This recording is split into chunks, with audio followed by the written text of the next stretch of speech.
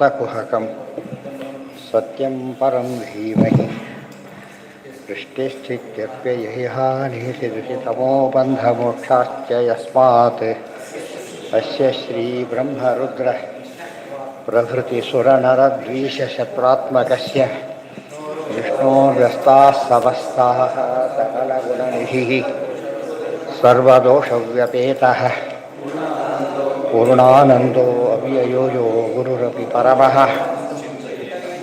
चिन्तयेतं महान्तम्. ಈಗ ಕರ್ಮಾಸ್ತು ಅಲ್ಲ, ಕರ್ಮಾಸ್ತು ಹೇತು ಸುಖದುಃಖಯೋರ್ವೈ ಕಿಮಾತ್ಮನಸ್ತದ್ಧಿ ಜಡೇ ಅಜಡತ್ವೇ. ಅದು ಜಡ ಆದ್ದರಿಂದ ಕರ್ಮ ಸಾಧ್ಯ ಇಲ್ಲ. ದೇಹೇ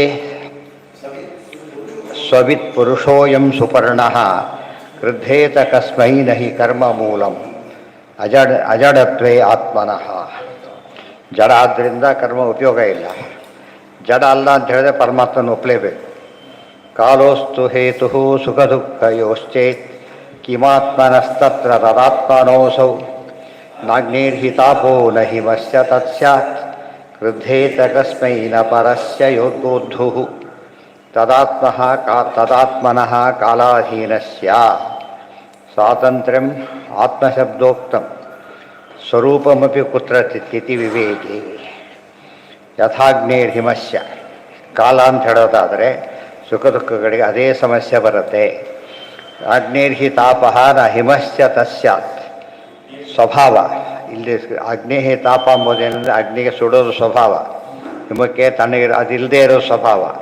ಕ್ರುದ್ಧೇತ ಕಸ್ಮೈನ ಪರಸ್ಯ ಬೋಧು. ಬರೀ ಸ್ವಭಾವ ಅಂತ ಹೇಳಿದ್ರು ಪ್ರಯೋಜನ ಇಲ್ಲ. ಯಾಕೆಂದರೆ ಕೊನೆಗೆ ಸ್ವರೂಪನೂ ಜಡ, ಅದು ಜಡನೆ. ಮತ್ತೆ ಕೊನೆಗೆ ಸ್ವರೂಪ ಎಂಬ ಕಾನ್ಸೆಪ್ಟ್ ಜಡ.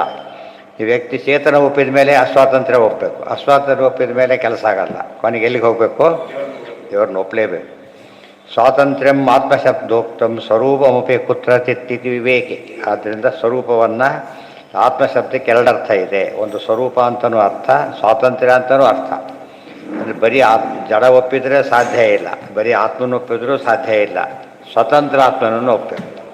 ಇಲ್ಲದೆ ಹೋದರೆ ಉತ್ತರ ಕೊಡೋಕ್ಕೆ ಬರೋದಿಲ್ಲ. ಆದ್ದರಿಂದ ದೇವರೇ ಎಲ್ಲದಕ್ಕೂ ಮೂಲ ಕಾರಣ. ಆದ್ದರಿಂದ ಆತನನ್ನು ನಾನು ತಪ್ಪಾಗಿ ತಿಳ್ಕೊಂಡಿದ್ದೆ, ಈಗ ಸರಿಯಾಗಿ ಆರಾಧನೆ ಮಾಡ್ತೇನೆ ಅಂತ ತೀರ್ಮಾನ ಮಾಡಿ ಒಳ್ಳೆಯ ವ್ಯಕ್ತಿಯಾಗಿ ಸದ್ಗತಿ ಹೋಗ್ತಾನೆ. ಸ್ವರೂಪ ಬರೀ ಅಷ್ಟೇ ತಗೊಂಡ್ರೆ ಜಡ. ಸ್ವರೂಪ ಜಡ. ಯಾವ ಸ್ವರೂಪ ಅಂತ ಹೇಳ್ತೀರಿ? ಜಡಕ್ಕೂ ಸ್ವರೂಪ ಇದೆ, ಚೇತನಕ್ಕೂ ಸ್ವರೂಪ ಇದೆ. ಸ್ವರೂಪ ಇಬ್ಬರಿಗೂ ಕಾಮನ್. ಅದು ಚೇತನ ಸ್ವರೂಪ ಅಂತೀರಿ. ಹಾಗೆ ಅದು ಸ್ವತಂತ್ರ ಚೇತನ ಸ್ವರೂಪರು ಅಸ್ವತಂತ್ರ ಚೇತನ ಸ್ವರೂಪ ಅಂತ ಹೇಳ್ತೀರಿ. ಅಸ್ವತಂತ್ರ ಆದರೆ ಮತ್ತೆ ಅದೇ ಸಮಸ್ಯೆನೇ ಅಲ್ಲ, ಜಡ ಆಗಲಿಲ್ಲ, ಸ್ವಾತಂತ್ರ್ಯ ಇಲ್ಲ. ಆದ್ದರಿಂದ ಮಾಡ್ಲಿಕ್ಕೆ ಸಾಧ್ಯ. ಬರೀ ಎಲ್ಲರೂ ಇದ್ದಾರೆ, ಮುಖ್ಯಸ್ಥ ಇಲ್ಲ. ಮೇಸ್ತ್ರಿ ಬಂದು ಎಲ್ಲ ಕಾಯ್ಕೊಂಡು ಕೂತಿರ್ತಾರೆ, ಮೇಸ್ತ್ರಿ ಕೆಲಸ ಹೇಳೋದ್ರೆ ಹಂಗಾಗತ್ತೆ. ಗೊತ್ತಾಯ್ತಾ? ಆದ್ದರಿಂದ ಸ್ವರೂಪ ಬರೀ ಸ್ವರೂಪ ಒಪ್ಪಿದ್ರು ಸಾಲದು, ಅದಕ್ಕೆ ಸ್ವಾತಂತ್ರ್ಯ ಒಪ್ಪಬೇಕು. ಸ್ವಾತಂತ್ರ್ಯ ಒಪ್ಪದೆ ಹೋದರೆ ಯಾವ ಕೆಲಸನೂ ಆಗೋದಿಲ್ಲ. ಇದು ಎಂಡ್. ಇದು ಅಂದರೆ ಹೇಗೆ ಯೋಚನೆ ಮಾಡಬೇಕು ತೋರಿಸ್ಕೊಡ್ತಾರೆ. ಇಷ್ಟು ಹೇಳಿದ್ರು ಸಾಕು, ಜನಗಳಿಗೆ ಒಂದು ಕಾನ್ಸೆಪ್ಟ್ ಶುರುವಾಗುತ್ತೆ. ಜಡಕ್ಕೆ ನಾದೇಚ್ಛಾದಿಗಳೇ ಇಲ್ಲ, ಕರ್ತೃತ್ವನೇ ಇಲ್ಲ, ಜೀವನಿಗೆ ಸ್ವಾತಂತ್ರ್ಯ ಇಲ್ಲ, ದೇವರಿಗೆ ಎರಡೂ ಇದೆ. ಎಷ್ಟು ಹೇಳಿದರೆ ಒಂದು ಅರ್ಥದಲ್ಲಿ ಅವನಿಗೆ ಒಂದು ರೀತಿ ಸಂಸಾರಕ್ಕೆ ಬಂದ ಅಂತಲೇ ಅರ್ಥ. ಯೋಚನೆ ಮಾಡಬೇಕಾ ಸರಿಯಾಗಿ. ಗೊತ್ತಾಯ್ತಾ? ಅದು ಸರಿಯಾಗಿ ಯಾವುದೇ ಕನ್ಫ್ಯೂಷನ್ ಇಲ್ಲದೆ ಹೇಳಿದರೆ ಅವರು ಒಪ್ಪಲೇಬೇಕಾಗತ್ತೆ. ಮನಸ್ಸಿನೊಳಗೆ ಉತ್ತರ ಕೊಡೋದು ಭಾರಿ ಕಷ್ಟ ಆಗುತ್ತೆ. ಸ್ವರೂಪ ಇದೆ, ಪುಸ್ತಕ ಸ್ವರೂಪ ಇಲ್ವೇನು?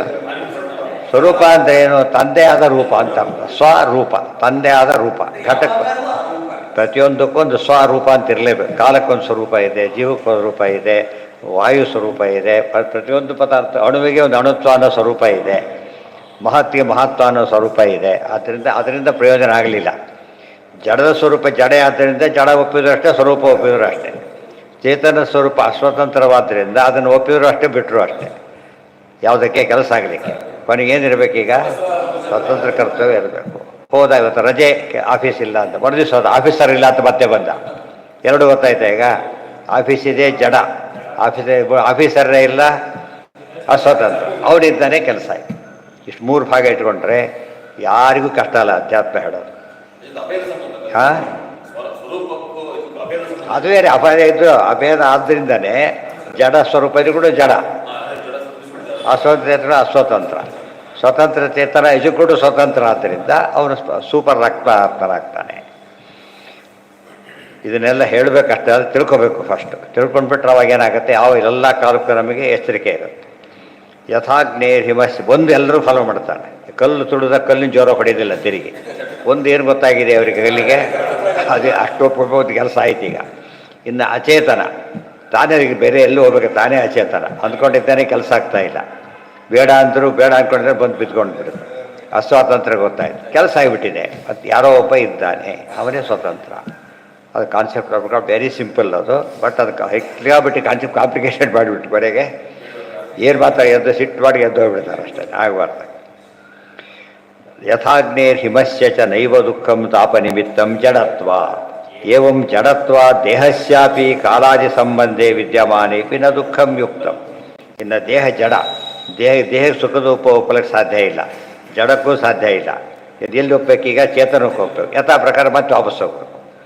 ಸದಾ ಕಾಲಾದಿ ಸಂಬಂಧ ದುಃಖಂ ದೇಹಸ್ಯ ಯುಜ್ಯತೆ ತಥಾಪಿ ನೈವ ದುಃಖಿ ಸ ಜಡತ್ವ ನಿಯಮೇನ. ಇವು ಹೊಡೆದಿದ್ದು ದೇಹಕ್ಕೆ ನೋವಾಗಬೇಕು, ಆಗಬೇಕು. ನೋವು ಯಾಕಾಗೋದಿಲ್ಲ, ಜಡ ಅದರಿಂದ ಆಗೋದಿಲ್ಲ. ಅದನ್ನೇ ಹರಿಕಥಾಮಸರ ಹೇಳಬೇಕಾದ್ರೆ, ಕಾದ ಕಬ್ಬಿಣ ಹಿಡಿದು ಬಡಿಯಲು ಆವ್ಯತೆ ಲೋಹ ಕಡಿಗಲ್ಲದೆ ಅದುದೇನೆ ಅನಲಗಾವ್ಯತೆ ಏನು ಮಾಡಿದ. ಲೋಹ ಚೆನ್ನಾಗಿ ಕಾಯಿಸಿ ಹೊಡೆದು ಬಿಟ್ಟರೆ ಪೆಟ್ಟು ಬಿಡೋದು ಯಾವುದಕ್ಕೆ, ಲೋಹಕ್ಕೆ. ಹೊತ್ತು ಅಗ್ನಿ ಏನೂ ಆಗೋದಿಲ್ಲ ಅದರಿಂದ. ಅದೇ ರೀತಿಯೇ ಸ್ವರೂಪ ಜಡವಾದ ದೇಹಕ್ಕೆ ಎಷ್ಟು ಅದೇ ಶವನ್ ಸುಡ್ತಾರೆ, ಏನಾಗುತ್ತೆ ಅದಕ್ಕೆ, ಏನಾಗುತ್ತೆ. ಶವನ್ ಸುಟ್ಟರೆ ಕೇಸ್ ಹಾಕಿದ್ದು ಒಂದು ಕಾಣೋದಿಲ್ಲ. ಸ್ವಲ್ಪ ಚೂರ ಇದ್ದರೂ ಬಾಳ್ರ, ಚೂರಿದ್ದರೂ ಒಂದು ಫ್ರ್ಯಾಕ್ಷನ್ ಆಫ್ ಎ ಸೆಕೆಂಡ್ ಮುಂಚೆ ಮಾಡಿದರೂ ಬಾಳ್ರಾಗುತ್ತೆ. ಸದಾ ಕಾಲ ಇವತ್ತು ದೇಹಕ್ಕೆ ಬಾಳ್ರ ಯಾರು ಕರೆದಿದ್ದು ನೋಡಿದ್ದೀರಾ? ಇಲ್ಲ. ಅಂದಮೇಲೆ ಜಡಕ್ಕೆ ಹುಟ್ಟು ಇಲ್ಲ, ಸಾವು ಇಲ್ಲ. ಎತ್ತ ಹುಟ್ಟಿಲ್ಲ, ತಿಳುವಳಿಕೆ ಇರೋ ಹುಟ್ಟಿಲ್ಲ, ತಿಳುವಳಿಕೆ ಇರೋ ಸಾವಿಲ್ಲ. ಅಂದಮೇಲೆ ಇದು ಅನುಭವ ಯಾರಿಗೀಗ, ಜೀವನಿಗೆ. ಯಾರು ಕೂಡ ಕಲ್ಲಿಗೆ ಹೊಡೆಯೋದಿಲ್ಲ, ಮತ್ತು ಇವನಿಗೆ ಡೆಡ್ ಬಾಡಿಗೂ ಹೊಡೆಯೋದಿಲ್ಲ, ತಿಳುವಳಿಕೆ ಇಲ್ಲ. ಆದ್ದರಿಂದ ಚೇತನ ಕಣ್ಣಿಗೆ ಕಾಣೋದಿಲ್ಲ. ಸೊ ಎಲ್ಲಿ ಹೊಡಿಬೇಕು ಅವನಿಗೆ, ದೇಹಕ್ಕೆ ಹೊಡಿಬೇಕು. ದೇಹಕ್ಕೆ ಹೊಡೆದ ಅವ್ನಿಗೆ ಯಾಕೆ ನೋವಾಗೋದಿಲ್ಲ ಅಂತ ಕೇಳಿದರೆ, ಜ್ಞಾನಿಗಳಿಗೆ ಅಭಿಮಾನ ಬಿಟ್ಬಿಟ್ಟಿದ್ದಾರೆ. ಈ ಶವಕ್ಕೆ ಜೀವನೇ ಇಲ್ಲ, ಇವ್ರಿಗೆ ಜೀವ ಇದೆ, ಅಭಿಮಾನ ಇಲ್ಲ. ಸೊ ಅಭಿಮಾನ ಮೇಕ್ಸ್ ಆಲ್ ದಿ ಡಿಫರೆನ್ಸ್. ಆದ್ದರಿಂದ ಅಭಿಮಾನ ಗೆಲ್ಲೋದನ್ನು ಅಭ್ಯಾಸ ಮಾಡಬೇಕು. ಸದಾ ಕಾಲಾದಿ ಸಂಬಂಧ ದುಃಖಂ ದೇಹಸ್ಯ ಯುಜ್ಯತೆ ತಥಾಪಿ ನೈವ ದುಃಖಿ ಸ ಜಡತ್ವ ನಿಯಮೇನತು. ಇವೆಲ್ಲ ತತ್ವಸಂಖ್ಯಾನಕ್ಕೂ ಬೇಕು, ಎಲ್ಲದಕ್ಕೂ ಬೇಕು. ಆತ್ಮನ ಸುಖರೂಪತ್ವ ನ ದುಃಖಂ ವಿಜ್ಯತೆ ಕ್ವಚಿತ್. ಇನ್ನು ಸ್ವರೂಪದಲ್ಲಿ ಜೀವ ಇದ್ದ ಅವನಿಗೆ ಆಗತ್ತಾ, ಸಾಧ್ಯ ಇಲ್ಲ. ಯಾಕೆ, ಅವನು ಸುಖ ಇದೆ, ದುಃಖ ಇಲ್ಲ ಅವನಲ್ಲಿ.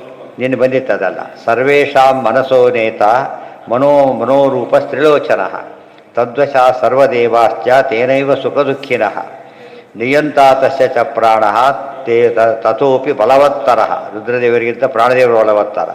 ತೈನ್ನಿಯಂತ ಹರಿಸ್ಸಾಕ್ಷಾತ್ ಪರಮಾನಂದ ಲಕ್ಷಣ ಇತಿ ತಾತ್ಪರ್ಯ. ಸೊ ಅಲ್ಟಿಮೇಟ್ ಎಲ್ಲಿ ಬಂದಾಗಾಯ್ತು, ಈಗ ದೇವ್ರ ಹತ್ರ ಬಂದಾಗ.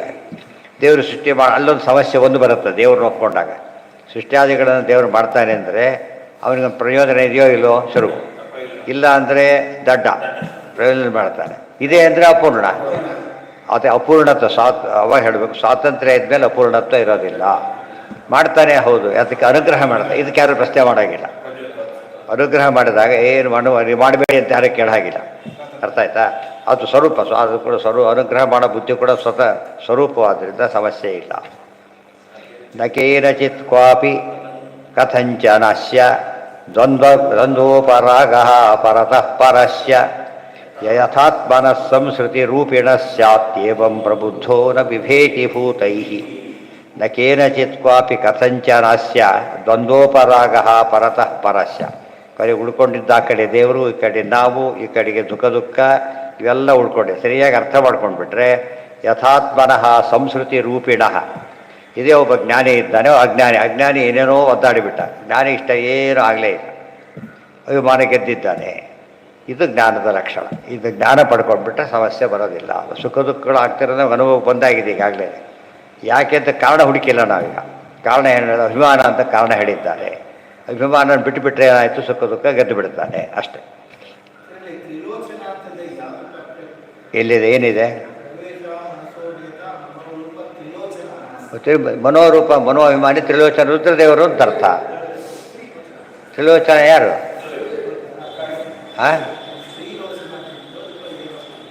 ಅರ್ಥ ಆಯ್ತಿಲ್ಲ ಈಗ? ಅಷ್ಟೆ. ಮುಂದೆ ಆತ್ಮನಃ ಮನಸಃ ಭೌಮಯೋ ವಿಕಾರಯೋ ಪೀಡಕಯೋ ಉಭಯ ಮನಸೋ ಸತೋ ದುಃಖಂ ಭವತಿ ಗ್ರಹಸ್ಯ ಗ್ರಹಕಾರಣರೂಪಸ್ಯ ಮನಸಃ ಸತ ಏವ ಜಡೇ ಮನಸಿ ಸತ್ಯೇವ ತದಾತ್ಮನೋ ಮನಸಃ ಸತಃ ಸಂಸ್ಕೃತಿರೂಪಿಣಃ ಆತ್ಮನೋ ಜೀವಸ್ಯ ಯಥಾ ತಥಾ ನಹಿ ಪರಸ್ಯ ಅಮನಸ್ತ್ವಾದತೋ ಮನೋ ಅನ್ವಯ ವ್ಯತಿರೇಕ ಇತಿ ಭಾವ. ಒಟ್ಟು ಮನಸ್ಸೇ ಕಾರಣ ಅಂತಾಯಿತು. ಮನಸ್ಸು ಎಲ್ಲಿದೆ, ಅಭಿಮಾನ ಎಲ್ಲಿದೆ, ಮನಸ್ಸಲ್ಲಿದೆ. ಅಭಿಮಾನಕ್ಕೆ ಅಧಿಷ್ಠಾನ ಮನಸ್ಸಾದ್ದರಿಂದ ಮನಸ್ಸನ್ನು ಸರಿ ಮಾಡಿಕೊಂಡ್ರೆ ಎಲ್ಲ ಸರಿ ಹೋಗುತ್ತೆ. ಮನಸ್ಸು ಸರಿ ಮಾಡಿಕೊಳ್ಳೋದಕ್ಕೆ ಮನ ಶಬ್ದದಲ್ಲಿ ಹತ್ರ ಅರ್ಥ ಇದೆ. ಮನುತೆ ಇತಿ ಮನಃ. ತಿಳುವಳಿಕೆ ಬಂದ ತಕ್ಷಣ ಮನಸ್ಸು ಫಸ್ಟ್ ಕ್ಲಾಸ ವರ್ಕ್ ಮಾಡುತ್ತೆ. ನಾವು ಕರೆಂಟನ್ನು ಬಿಡ ಹಾಗಿಲ್ಲ, ಮುಟ್ಟಾಗೂ ಇಲ್ಲ. ಮುಟ್ಟಿದರೆ ಸಾಯ್ತಾನೆ, ಬಿಟ್ಟರೆ ಕೆಲಸ ಆಗೋದಿಲ್ಲ. ಅದಕ್ಕೆ ಹೇಗೆ ಉಪಯೋಗಿಸ್ಬೇಕಾದ್ರೆ ಶಾಕ್ ಹೊಡೆದೇ ಉಪಯೋಗಿಸ್ಬೇಕಷ್ಟೆ. ಶಾಕ್ ಹೊಡೆದೇ ಉಪಯೋಗಿಸ್ಬಿಟ್ರೆ ಮುಗಿದೋಯ್ತು. ಅದು ಬಿಟ್ಟರು ದಡ್ಡ ಹಾಕ್ತಾರೆ, ಮುಟ್ಟಿದ್ರು ದಡ್ಡ ಹಾಕ್ತಾರೆ. ಅದು ಆಗಬಾರ್ದು ಅಂತ ಹೇಳೋದಕ್ಕೆ ಇದು ಬಂದಿದೆ. ಏನೋ ಹೌದು ಹೇಳಿದ್ರಲ್ಲ, ಜ್ಞಾನ ಬಂದರೆ ಸರಿ ಹೋಗುತ್ತೆ. ಜ್ಞಾನ ಬಂದರೆ ಬಿಟ್ಬಿಡ್ತಾರೆ. ಹೇಳಿದ್ನಲ್ಲ, ಹಸಿವಾಗಿದೆ, ಅನ್ನ ಇಟ್ಟಿದ್ದಾರೆ, ತಿನ್ನಬೇಕು ಅಂತಿದೆ, ಯಾರು ಹೇಳಿದ್ರೆ ಕೇಳೋದಿಲ್ಲ. ವಿಷ ಹಾಕಿದ್ದಾರೆ, ತಕ್ಷಣ ಬಿಟ್ಬಿಟ್ಟ. ಯಾಕೆ ಏನು ಬಂತದೆ? ಜ್ಞಾನ ಬಂತು. ವಿಷ ಇದೆ, ಜ್ಞಾನ ತೆಗೆದು ಅದು ಜ್ಞಾನ ಅದನ್ನೇನು ಮಾಡ್ತದೆ, ಬೇರೆ ಹಾಕ್ಬಿಟ್ಟು. ಅರ್ಥ ಆಯ್ತಾ? ಈಗ ತಿಳಿದ ಎಷ್ಟು ಸತ್ತೋದ್ರದ್ದು ಬರೋದು ಪಾಪ. ಹುಲ್ಲಿನ ಕೊಂದಾಕಿದ್ರಲ್ಲ, ವಿಷ ಹಾಕಿಬಿಟ್ಟು, ಅದು ಗೊತ್ತಿಲ್ಲ. ಇದೆಲ್ಲ ಅರ್ಥ ಮಾಡಿಕೊಂಡ್ರೆ ತಿಳುವಳಿಕೆ ಬೇಕು ಕೊಟ್ಟಿನ ಅದು ಜ್ಞಾನ. ಜ್ಞಾನೇನೈವ ಪರಂಪರ. ಜ್ಞಾನ ಇದ್ದರೆ ಉದ್ಧಾರ ಆಗ್ತಾನೆ ಅಂತ ಆಯ್ತು. ಅದು ಅಭ್ಯಾಸ ಶಬ್ದಕ್ಕೆ ಏನರ್ಥ? ಶಾಸ್ತ್ರ ಒಂದ್ಸರ್ತಿ ಮಾಡಿದ್ರೆ ಬರೋದಿಲ್ಲ, ಪುನಃ ಅಭ್ಯಾಸ ಮಾಡಿ ಗಟ್ಟಿ ಮಾಡ್ಕೋಬೇಕು. ಒಂದ್ಸರ್ತಿ ಸುಟ್ಕೊಂಡ ಅಂತ ತಿಳ್ಕೊಬೇಡ. ಇನ್ನೂ ಎಚ್ಚರ ಬರಲಿಲ್ಲ ಅವರಿಗೆ, ಇವತ್ತು ಸುಟ್ಟಿಡ್ಬೋದಾಗ್ತದೆ. 2 ಸರ್ತಿ ಹೊಡೆದ್ರೆ ಗೊತ್ತಾಗ್ತದೆ. 2-3 ಸರ್ತಿ ಆದ ತಕ್ಷಣ ಅಭ್ಯಾಸ, ರಿಪಿಟೇಷನ್ ಬಂದ ತಕ್ಷಣ ಜ್ಞಾನ ಗಟ್ಟಿ ಆಗುತ್ತೆ. ಅದಕ್ಕೆ ಕತೆ ಕಾದಂಬರಿ ರಿಪಿಟೇಷನ್ ಮಾಡೋದಿಲ್ಲ. ಟೆಕ್ಸ್ಟ್ ಬುಕ್ ಯಾಕೆ ಮಾಡ್ತಾರೆ ಅಂದರೆ ಜ್ಞಾನ ಗಟ್ಟಿ ಮಾಡ್ಕೋಬೇಕು. ಚತುರ್ವಿಂಶೋ ಮಳೆ ಅಷ್ಟೇ, ಸುಮ್ಮನೆ ಹೊಡೆಯೋದಿಲ್ಲ, ಗಟ್ಟಿ ಮಾಡಿ ಹೊಡಿತಾರೆ. ಮಳೆ ಗಟ್ಟಿ ಆಗಬೇಕು. ಒಂದೇಟಿ ಗಟ್ಟಿ ಆಗೋದಿಲ್ಲ, ಅದು ಏನೋ ಹೊಡಿಬೇಕು, ಚೆನ್ನಾಗಿ ಹೊಡಿಬೇಕು. ಒಂದು ಸ್ಟೇಜ್ ಬರುತ್ತೆ, ನೋಡ್ತಾನೀಗ ಇನ್ನೂ ಸ್ವಲ್ಪ ಒಳ್ಳೆ ಇರುತ್ತೆ, ಮತ್ತೆ ಹೊಡಿಬೇಕು. ಇನ್ನು ಪೂರ್ತಿ ಸ್ಥಿರ ಆಯ್ತು, ಅದು ಸ್ಥಿತ ಪ್ರಜ್ಞೆ. ಸ್ಥಿರ ಆಯಿತು, ಗಟ್ಟಿ ಆಯಿತು ಅಂದರೆ ಸ್ಥಿತ. ಇನ್ನೇನು ಶೇಕ್ ಆಗ್ತಾ ಇಲ್ಲ ಅದಕ್ಕೆ. ಏನು ಮಾಡಿದ್ರು ಗೊತ್ತಾಯಿತು, ಓಕೆ, ಇನ್ನು ಸಿದ್ಧಿ ಬಂದಿದೆ ಅಂತ ಅರ್ಥ. ಆತ್ಮರಸ್ನ ಮನೋ ಅನ್ವಯ ವ್ಯತಿರೇಕ ಇತಿ ಭಾವ ಇತಿ ಏಕಾಶ ತಾತ್ಪರ್ಯೆ ತ್ರಯೋವಿಂಶೋಧ್ಯಾಯ. ಈಗ ಚತುರ್ವಿಂಶೋಧ್ಯಾಯ. ಆಸೀತ್ ಜ್ಞಾನಮಯೋ ಹ್ಯರ್ಥಶ್ಚೈಕಮೇವ ಅಕಲ್ಪಿತಂ ಯಥಾ ವಿವೇಕರಿಪುಣ ಆದೌ ಕೃತೈಗೆ ಜನ ಹೀಗಿರ್ತಿದ್ರು. ಕೃತಿಕೃತರ ವಿಶೇಷ ಅಂದರೆ ಎಲ್ಲ ಯೋಗಿಗಳಾಗಬೇಕಲ್ಲ. ಎಲ್ಲರೂ ಯೋಗಿಗಳೇ ಅರ್ಥದಲ್ಲಿ. ಎಲ್ಲರಿಗೂ ಯಾವ ಕೆಲಸ ಮಾಡ್ತಿರಲಿ ಅವ್ರಿಗೆ ಫುಲ್ ಗೊತ್ತಿತ್ತು. ಈ ಕೆಲಸ ದೇವರಿಗೋಸ್ಕರ ಮಾಡಬೇಕು.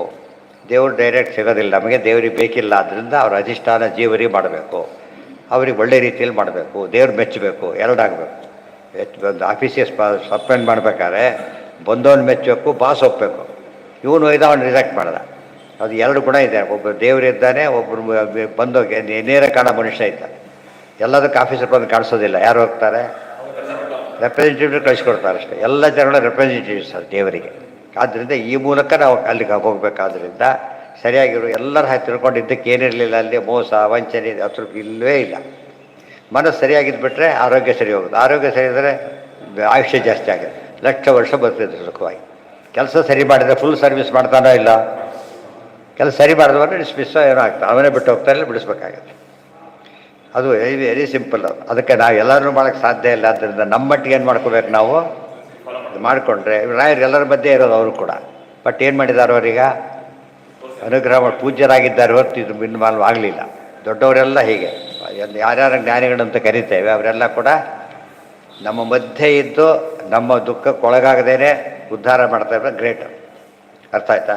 ನಾವು ಬಿಟ್ಟಿದ್ರೆ ಕೆಲಸ ಆಗ್ತಾಯಿಲ್ಲ, ಅವ್ನು ಬಂದು ಮಾಡಿಬಿಟ್ರೆ ಫಸ್ಟ್ ಕೆಲಸ ಆಗೋಯ್ತು. ಜ್ಞಾನಿಗಳು, ಆ ತಜ್ಞರು, ಆ ವಿಷಯ ತಿಳಿದವರಾಗಿಬಿಟ್ರೆ ಸಮಸ್ಯೆ ಬರೋದಿಲ್ಲ. ತಿಳಿದೇ ಇದ್ದವರಾಗಿರ್ಬೋದು ಹೊಸ ಪ್ರಾಬ್ಲಮ್ ಶುರು ಮಾಡುತ್ತೆ. ಇರೋ ಪ್ರಾಬ್ಲಮ್ ಸಾಲ್ವ್ ಮಾಡೋದಿಲ್ಲಲ್ಲ, ಹೊಸ ಪ್ರಾಬ್ಲಮ್ ಕ್ರಿಯೇಟ್ ಮಾಡೋಗ್ತಾ. ನಾವು ಯಾವುದೋ ಊರಲ್ಲಿದ್ದಾಗ ಯಾವುದೋ ಡೋರ್ ಲಾಕ್ ತರಿಸ್ಬಿಟ್ಟು ಹಾಕ್ಬೋತ ಕೊಟ್ಟು ಬಂದು ಹಾಕ್ತೀನಿ ಅಂಥೇಳಿ ಇಡೀ 3 ತಾಸು ಕಷ್ಟಪಟ್ಟ. ಬರಲೇ ಇಲ್ಲ, ಹಾಕ್ಲಕ್ಕೆ ಅವ್ರಿಗೆ ಬರಲೇ ಇಲ್ಲ. ಕೊನೆಗೆ ಊಟಕ್ಕೆ ಹೋದ್ರು ಮತ್ತೆ ಊಟಕ್ಕೆ ಹೋದ್ರು ಬರಲೇ ಇಲ್ಲ. ಎಲ್ಲ ಇಲ್ಲೇ ಬಿಟ್ಟು ಹೋಗ್ಬಿಟ್ಟ. ಎಲ್ಲ ಸಾಮಾನು ಬಿಟ್ಟು ಹೋಗ್ಬಿಟ್ಟು ಅವ್ರು ನಾಚಿಕೆ ಆಗಿ ಹೋಯ್ತು. ಹೇಗಿದ್ರು ಕಿತ್ತಾಕ್ಬಿಟ್ಟಿದ್ದಾರೆ. ಎಲ್ಲರೂ ಓಪನ್ ಅದೆಲ್ಲ ಓಪನ್ ಮಾಡೋದು, ಅವರು ಓಪನ್ ಮಾಡ್ತಾರೆ, ಇವ್ರು ಮಾಡಬಾರ್ದು. ಸರಿ ಹೋಗ್ತಾ ಏನೋ ಮಾಡಿದ್ರೆ ಇಷ್ಟಪ್ಪ ಬಂದುಬಿಡ್ತಾವೆ ರಿಂಗ್ ಒಳಗೆ ಕಂಪ್ರೆಸ್ ಮಾಡಿ ಇಟ್ಟಿರ್ತಾರಲ್ಲ ಹೀಗೆ ಬಂತು ಗಾಬರಿ ಆಗಿಬಿಟ್ಟು ಊಟಕ್ಕೆ ಹೋಗ್ತೀನಿ ಬರೋದು ಆಮೇಲೆ ಅವತ್ತವರೆಗೂ ಸಿಕ್ಕಿಲ್ಲ ಅವತ್ತು ಆ ಮನೇಲೇ ಇದ್ದು ಇಷ್ಟು ಕೂಡ ಅವ್ನು ಸಾಮಾನು ಎಂಥ ಇದು ಬಿಟ್ಟು ಹೋಗಿದ್ದಾರೆ ಕಾದು ಕಾದು ಎಲ್ಲಿ ಅದು ದಾರಿ ಕೂತು ಕರ್ಕೊಂಡ್ಬಂದಿದ್ದಾರೆ ಅಡ್ರೆಸ್ ಎಲ್ಲ ಬಂದಿಲ್ಲ ಇವತ್ತು ಚೂರಿರ್ಬೇಕಾದ್ರದ್ದು ಅಷ್ಟು ದಿವಸ ಕೂಡ ಯಾವುದೋ ದುಡ್ಕೊಂಡಿದೆ ಅವನಿಗೆ ಗೊತ್ತಾಯ್ತು ಗೊತ್ತಿಲ್ಲದೆ ಹ್ಯಾಂಡ್ಲೆ ಮಾಡಬಾರ್ದು ಗೊತ್ತಾಯ್ತು ಗೊತ್ತಿಲ್ಲದೆ ಹ್ಯಾಂಡ್ಲೆ ಮಾಡಿದರೆ ಇನ್ನು ಸಮಸ್ಯೆ ಜಾಸ್ತಿ ಆಗುತ್ತೆ ಹೊರತು ಡಾಕ್ಟ್ರ್ ಅಲ್ದವ್ರ ಹತ್ರ ಹೋದರೆ ಡಾಕ್ಟ್ರ್ ಹತ್ರ ಹೋದರೆ ಸಮಸ್ಯೆ ಜಾಸ್ತಿ ಆಗುತ್ತೆ ಈಗ ಅಲ್ದವ್ರದ್ದು ಇನ್ನೂ ಜಾಸ್ತಿ ಆಗಿಬಿಡುತ್ತೆ ಇತಿ ಭಾವ ಅಲ್ಲಿಗೆ ಅದು ಮುಗೀತು ಕೃತಯುಗದಲ್ಲಿ ಅದು ಹೇಳುತ್ತೆ ಯಥೈವಾರ್ಥಸ್ತಥಾ ಜ್ಞಾನಂ ಜ್ಞಾನಾರ್ಥೈಕ್ಯ ಉದಾಹರಣ ಇಲ್ಲಿರೋದು ಘಟ ಅಂತ ತಿಳ್ಕೊಂಡ ಜ್ಞಾನಕ್ಕೂ ಇದಕ್ಕೂ ಐಕ್ಯ ಬಂತು ಅದು ಯಥಾರ್ಥ ಜ್ಞಾನ ಅಂದರೆ ಆ ರೀತಿ ಕೃತಯುಗದಲ್ಲಿದ್ದರು ತಥಾ ಕೃತಯುಗೆ ಪ್ರಾಯ ತದನ್ನೇಷು ತು ಕುತ್ರಚಿತ್ ಇದು ಬರ್ತಾ ಕಡಿಮೆ ಆಗಲಿಕ್ಕೆ ಶುರುವಾಯಿತು ಕಲಿಯುಗದಲ್ಲಿ ಪೂರ್ತಿ ಹೋದಾಗತ್ತೆ ಹೆಚ್ಚು ಕಡಿಮೆ ಅಲ್ಲಿ ಇವತ್ತು ಬರೀ ಕೆಟ್ಟವರು ಇದ್ದಾರೆ ಒಳ್ಳೆಯವರು ಇದ್ದಾರೆ ಕೃತಿಯುಗದಲ್ಲಿ ಕೆಟ್ಟವರು ಕೃತವರು ಹಿರಣ್ಯಕಶಿಪು ಆ ಕಾಲಕ್ಕೇನೆ ಆದರೆ ಅಲ್ಲಿ ಏನಾಗಿತ್ತು ಅವರಲ್ಲಿ ಸಂಬಂಧಪಟ್ಟಿತ್ತು ಎಲ್ಲ ಕಡೆ ಇನ್ವಾಲ್ವ್ ಆಗ್ತಿರಲಿಲ್ಲ ಇವನು ಸಪರೇಟಾಗಿ ಕಾಣಿಸ್ತಿದ್ರು ಎರಡು ಪದಾರ್ಥ ಕಲ್ಲು ಅಕ್ಕಿ ಸಪ್ರೇಟಾಗಿ ಕಂಡು ತೆಗೆಯೋದು ಸುಲಭ ಮಿಕ್ಸ್ ಆಗಿಬಿಟ್ರೆ ಪದೀತಿ ಆಗುತ್ತೆ ಬೇರೆ ಯುಗದಲ್ಲಿ ಈ ಥರ ಶುರುವಾಯಿತು ನಾನು ಒಳ್ಳೆಯವರಲ್ಲೇ ಕಾಣಿಸೋ ಶುರುವಾಯಿತು ಇನ್ನು ಬರ್ತಾ ಈಕ್ವಲ್ ಆಯಿತು ಈಗ ಅದೇ ಜಾಸ್ತಿ ಆಗಬೇಕು ಸೊ ಕೃತಯುಗದಲ್ಲಿ ಕೆಟ್ಟವರೆಲ್ಲ ಅಂತ ತಿಳ್ಕೊಳ್ಬಾರ್ದು ಬಟ್ 99% ಹೇಗಿದ್ದರು ಪ್ರಜೆಗಳು ಜನ ಅಂದರೆ ಹಾಗಿದೆ ಅವರೆಲ್ಲ ಈವಿಲ್ ಫೋರ್ಸಸ್ ಸಪ್ರೇಟೆಡ್ ಅವರು ಇರ್ತಿತ್ತು ಈಗ ಅದಿಲ್ಲ ಅದಕ್ಕೆ ಯೂನಿಫಾರ್ಮ್ ಅಂತೀವಲ್ಲ ಹಾಗೆ ಯೂನಿಫಾರ್ಮಿಟಿ ಇತ್ತು ಫಿಸಿಕಲ್ ಯೂನಿಫಾರ್ಮಿಟಿ ಅಲ್ಲ ಮೆಂಟಲ್ ಯೂನಿಫಾರ್ಮಿಟಿ ಇದ್ದ ಯುಗ ಕೃತಯುಗ ಎಲ್ಲರೂ ಒಳ್ಳೆಯವರು ಇಲ್ಲದವರು ಅವರು ಅಲ್ಲ ಅವರು ಕ್ಯಾಂಡಿಡೇಟ್ಸ್ ಅಲ್ಲ ನಾನ್ ಯೂನಿಫಾರ್ಮ್ ಅವರು ಇಲ್ಲಿ ಹಾಗಲ್ಲ ಯೂನಿಫಾರ್ಮಲ್ಲಿ ಬಂದುಬಿಡ್ತಾರೆ ಅವರು ಕೂಡ ಆದ್ದರಿಂದ ಅವನೇನಂತೂ ಗೊತ್ತು ಕೂಡ ಆಗೋದಿಲ್ಲ ಮತ್ತೆ ಹೇಳ್ತಾರೆ ತನ್ಮಯ ಕಾಲರೂಪೇಣ ಕೇವಲೇನ ವಿಕಲ್ಪಿತಂ ವಾಗ್ಮನೋ ಗೋಚರಂ ಸತ್ಯಂ ದ್ವಿಧಾ ಸಮಭವದ್ಬೃಹತ್ ಫಲಂ ರೂಪಯತೀತಿ ಫಲರೂಪ ಜ್ಞಾನಾರ್ಥೈಕ್ಯೇನ ಜ್ಞಾನಂ ಸ್ಯಾತ್ ಪಶ್ಚಾತ್ ತದ್ವಿಧಾ ಸಮಭವತ್ ತಚ್ಛಬ್ದಾರ್ಥಾರ್ಥ ಉಭಯಂ ಮಹತ್ವ ಆ ಜ್ಞಾನಕ್ಕೆ ಹೇಳಿದ್ನಲ್ಲ ಹಾಲು ಅಂದರೆ ಒಳ್ಳೆ ಹಾಲ ಪ್ರತಿಯೊಂದಕ್ಕೂ ಕೇಳೋ ಅಭ್ಯಾಸ ಶುರುವಾಯ್ತು ಅವ್ರಿಗೆ ಪೆನ್ ಹತ್ರ ಬರೆಯುತ್ತಾ ಬೇರೆಯವ್ರ ಪೆನ್ನೇ ಅಲ್ಲ ಅದು ಯಾಕೆ ಡೌಟ್ ಆಗ್ತದೆ ಇಂಥ ಕೆಲಸ ಜಾಸ್ತಿ ಆಗಿಬಿಡುತ್ತೆ ಅದಕ್ಕೆ ಶುರುವಾಯ್ತು ಅವೇನು ಏನು ಪ್ರಾಯ ಅಂತ ಹೇಳಿದ್ರಿಂದ ಪ್ರಶ್ನೆ ಮಾಡಿಕೊಂಡಿರ್ತೀವಿ ಒಳ್ಳೆ ಮನುಷ್ಯನ ಅಂತ ಕೇಳಕ್ಕೆ ಬಂದು ಕೊನೆಗೆ ಹಾಳಾಗೋಯ್ತು ಅದು ಕಡಿಮೆ ಎಲ್ಲಿ ಬಂತು ಅಂದ್ರೆ ಭಾಳ ಕೆಟ್ಟವರಲ್ಲ ಅವರಲ್ಲ ಈ ಸ್ಥಿತಿ ಬಂತು ಕೆಟ್ಟವರು ಅನ್ನೋದು ಗ್ಯಾರಂಟಿ ಭಾರಿ ಕೆಟ್ಟವರು ಅಲ್ವಲ್ಲ ಅವರೇ ಹೇಳ್ತಾರೆ ಅವರಷ್ಟರಲ್ಲ ಅಂತ ಹೇಳ್ಬೇಕಾದ್ರೆ ಅಷ್ಟರು ಒಪ್ಕೊಂಡಾಗೈತೆ ಆಗಲಿಲ್ಲ ಈ ಒಂದು ಟ್ರೆಡಿಷನ್ ಇವರು ಅಷ್ಟೇ ಇದೆ ಭಾರಿ ಮೋಸಗಾರ ಅವರು ಕೆಲಸ ಮಾಡ್ತಾರೆ ಈ ಸ್ಥಿತಿ ಬಂದೋಯ್ತು ಅದಕ್ಕೆ ದ್ವೈವಿಧ್ಯ ಬಂತು ಆ ದ್ವೈತ ಅಂದ್ರೇನು ಸಪ್ರೇಟ್ ಆಯಿತು ಒಳ್ಳೆತನ ಮತ್ತು ವ್ಯಕ್ತಿತ್ವ ಅಲ್ಲಿ ಆಗಿರಲಿಲ್ಲ ಜ್ಞಾನಕ್ಕೆ ತಕ್ಕಂತೆ ಇತ್ತು ಆ ರೀತಿ ಬೆಳೀತು ತಯೋರೇಕತರೋ ಹ್ಯರ್ಥ ಪ್ರಕೃತಿ ಸೋಹಯಾತ್ಮಿಕ ಜ್ಞಾನಂ ತ್ವನ್ಯತಮೋ ಭಾಗ ಪುರುಷ ಸೋ ಅಭಿಧೀಯತೆ ಜ್ಞಾನಾಭಿಮಾನಿ ಪುರುಷ ಸಬ್ರಹ್ಮ ಸಮುದಾಹೃತ ಜ್ಞಾನಾಭಿಮಾನಿ ಬ್ರಹ್ಮದೇವರು ವಾಯುದೇವರು ಅರ್ಥಾಭಿಮಾನಿ ಪ್ರಕೃತಿರ್ ಗಾಯತ್ರಿ ಸಾ ಪ್ರಕೀರ್ತಿತ ಅರ್ಥಾಭಿಮಾನಿ ಪ್ರಕೃತಿ ಮಹಾಲಕ್ಷ್ಮಿ ಮತ್ತು ಗಾಯತ್ರಿ ಪ್ರಕೃತಿ ಗಾಯತ್ರಿ ಅಂದರೆ ಸರಸ್ವತಿ ಭಾರತೀಯರು ಅಂತ ಅರ್ಥ ಇದೆಲ್ಲ ಬಂದಿದೆ ತಾತ್ಪರ್ಯ 3ನೇ ಅಧ್ಯಾಯದಲ್ಲಿ ಹೇಳಿದ್ದಾರೆ ತಯೋರ್ಯಾಮಕೋ ವಿಷ್ಣು ಶ್ರೀಶ್ಚಾನುಗ್ರಾಹಿಕಾ ಅವರಿಬ್ಬರ ಮೇಲಿರೋ ಲಕ್ಷ್ಮೀನಾರಾಯಣರು ಇದ್ದಾರೆ ವಾಯುಸ್ತು ಬ್ರಹ್ಮಣ ಪುತ್ರ ಪ್ರಕೃತವು ಸಮಜಾಯತ ವಾಯುದೇವರು ಬ್ರಹ್ಮದೇವರು ಆದ್ಮೇಲೆ ಹುಟ್ಟಿದವರು ಅಷ್ಟೇ ಅಲ್ಲ ಬ್ರಹ್ಮದೇವರಂತೆ ಸರಸ್ವತಿಯಲ್ಲಿ ಮಗನಾಗಿ ಕೂಡ ಹುಟ್ಟಿದವರು ದೇವರೇ ಮಗನಾಗಿ ಹುಟ್ಟುತ್ತಾನಲ್ಲ ಲಕ್ಷ್ಮಿಗೆ ಹಾಗೆ ತ್ರಿಗುಣಾತ್ಮ ಸಮುದ್ದಿಷ್ಟ ಪ್ರಾಯ ಸತ್ವಾತ್ಮಕಸ್ತಥಾ ಗಾಯತ್ರಿ ಚೈವ ಸಾವಿತ್ರಿ ತಥೈವ ಚ ಸರಸ್ವತಿ ಏವಂ ತ್ರಿರೂಪ ಪ್ರಕೃತಿ ಏಕಾ ಸತ್ವಾದಿಭೇದತಃ ಹೀಗೆ ಗಾಯತ್ರಿ ಸಾವಿತ್ರಿ ಸರಸ್ವತಿ ಅಂತ 3 ರೂಪ ಇವರಿಗೆ ಅಲ್ಲಿ ಕೂಡ ಶ್ರೀ ಭೂ ದುರ್ಗಾ ಇದ್ದಾಗ ಇವರಿಗೂ ಆ ರೂಪ ಬಂತು ಏವಂ ತ್ರಿರೂಪ ಪ್ರಕೃತಿ ಏಕಾ ಸತ್ವಾದಿಭೇದತಃ ತಾಸು ವೀರ್ಯಂ ಅಲ್ಲೂ ಕೂಡ ಸತ್ವ ಸತ್ವಗುಣ ರಜೋಗುಣ ತಮೋಗುಣ ಅಭಿಮಾನಿತ್ವ ಅಷ್ಟೇ ಅವರಿಗೆ ಅದಿಲ್ಲ ತಾಸು ವೀರ್ಯಂ ಸಮುತ್ಸೃಷ್ಟಂ ಬ್ರಹ್ಮಣೈಕತ್ವಮಾಗತಂ ತಸೂತ್ರಾತ್ಮ ಸಮುದ್ದಿಷ್ಟೋ ವಾಯುರ್ಲೋಕ ಪ್ರಣಾಯಕ ವಾಯುದೇವರಿಗೆ ಸೂತ್ರ ಅಂತ ಹೆಸರು ತಸ್ಯಾಪಿ ಸೂತ್ರಂ ಭಗವಾನ್ ಧಾರಣಾದ್ ವಿಷ್ಣುರವ್ಯಯ ಇದೆ ಸರ್ವೈದಂ ಪ್ರೋತಂ ಸೂತ್ರೇ ಮಣಿಗಣ ಇವ ಈ ಮಾತಿನ ಸೂತ್ರ ಶಬ್ದ ಸೂತ್ರಪ್ರಾಯವಾದ ಶಬ್ದ ಸೂತ್ರ ಶಬ್ದನೇ ಸೂತ್ರಪ್ರಾಯ ಸೂತ್ರ ಅಂತ ಹೇಳಿದ್ರೆ ಚಪ್ಪಾಳೆ ಹಾಕ್ಬಿಟ್ಟಾರೆ, ವಾಯುದೇವರು ಸಿಟ್ಟು ಬರೋದು, ವಾಯುದೇವರು ಹೇಳಿದ ತಕ್ಷಣ ಬಾಧ್ವರ ಆಗಿಬಿಡ್ತಾರೆ ತಕ್ಷಣ. ಅದು ಒಗಟಾಗಿ ಹೇಳಿದ್ರು ಅಷ್ಟೆ. ಸೂತ್ರನಾಮಕನ ಸಂಸ್ಮೃತಿ ಮಾತ್ರದಿ ಎತ್ತಿದೆ. ಸೂತ್ರಾತ್ಮ ಸಮುದ್ದಿಷ್ಟೋ ವಾಯುರ್ಲೋಕ ಪ್ರಣಾಯಕ ತಸ್ಯಾಪಿ ಸೂತ್ರಂ ಭಗವಾನ್ ಧಾರಣಾದ್ ವಿಷ್ಣುರವ್ಯಯ.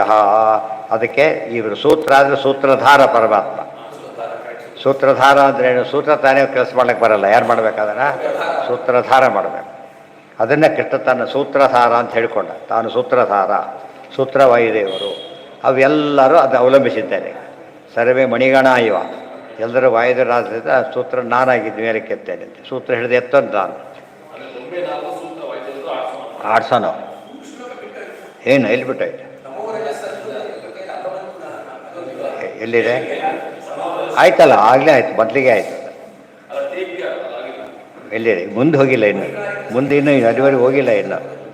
ಸಸೂತ್ರಾತ್ಮ ಸಮುದ್ದಿಷ್ಟೋ ವಾಯುರ್ಲೋಕ ಪ್ರಣಾಯಕ ತಸ್ಯಾಪಿ ಸೂತ್ರಂ ಭಗವಾನ್ ಧಾರಣಾತ್. ಈ ಮಾತು ಅರ್ಥ ಮಾಡಿಕೊಂಡ್ರೆ ಭಗವದ್ಗೀತೆ ಅರ್ಥ ಆಗ್ತದೆ. ಯಾವ ಸೂತ್ರ ಯಾವ ಇದು ಅನ್ನೋಕ್ಕೆ ಇದು ವ್ಯಾಖ್ಯಾನ ಇದೆ. ಬರೀ ಸೂತ್ರ ಅಂತ ಯಾವುದೋ ನಾವು ಇದನ್ನು ಅರ್ಥ ಮಾಡ್ಕೊಳಕ್ಕೆ ಹೋಗ್ಬಾರ್ದು. ಸೂತ್ರಪುತ್ರ ಸ್ವಹಂಕಾರ. ಸೂತಪುತ್ರ ಬೇರೆ, ಸೂತ್ರಪುತ್ರ ಬೇರೆ. ಸೂತಪುತ್ರ ಯಾರು? ಕರ್ಣ ಅನಿಸ್ಕೊಂಡಿದ್ದು, ಪಾಪ ಅಲ್ದವರು ಅನಿಸ್ಕೊಂಡಿದ್ದು. ಅದು ಸೂತ್ರಪುತ್ರ. ಸೂತ್ರಪುತ್ರ ಯಾರು? ಸೂತ್ರಪುತ್ರ ಯಾರು? ಗರುಡಶೇಷ ರುದ್ರರು ಸೂತ್ರಪುತ್ರ. ಸೂತ್ರಪುತ್ರರಾಗಿ ಬಂದವರು ಅವರು. ವಿಶೇಷವಾಗಿ ರುದ್ರದೇವರು, 3 ಜನರ ಅಭಿಮಾನ ದೇವತೆಗಳೇ. ಅದಕ್ಕೆ ಸಮುದಾಹೃತ ಸೂತ್ರಾತ್ಮನ ಮಹಾಂಚಾಪಿ ಸಹಜಾತ ಚತುರ್ಮುಖ. ಸೂತ್ರದ ಜೊತೆಗೆ ಹುಟ್ಟಿದವರು ಬ್ರಹ್ಮದೇವರು, ಮಹತ್ತತ್ವಕ್ಕೆ ಅಭಿಮಾನಿ ದೇವರು, ಇಬ್ಬರು ಮಹತ್ತತ್ವಕ್ಕೆ.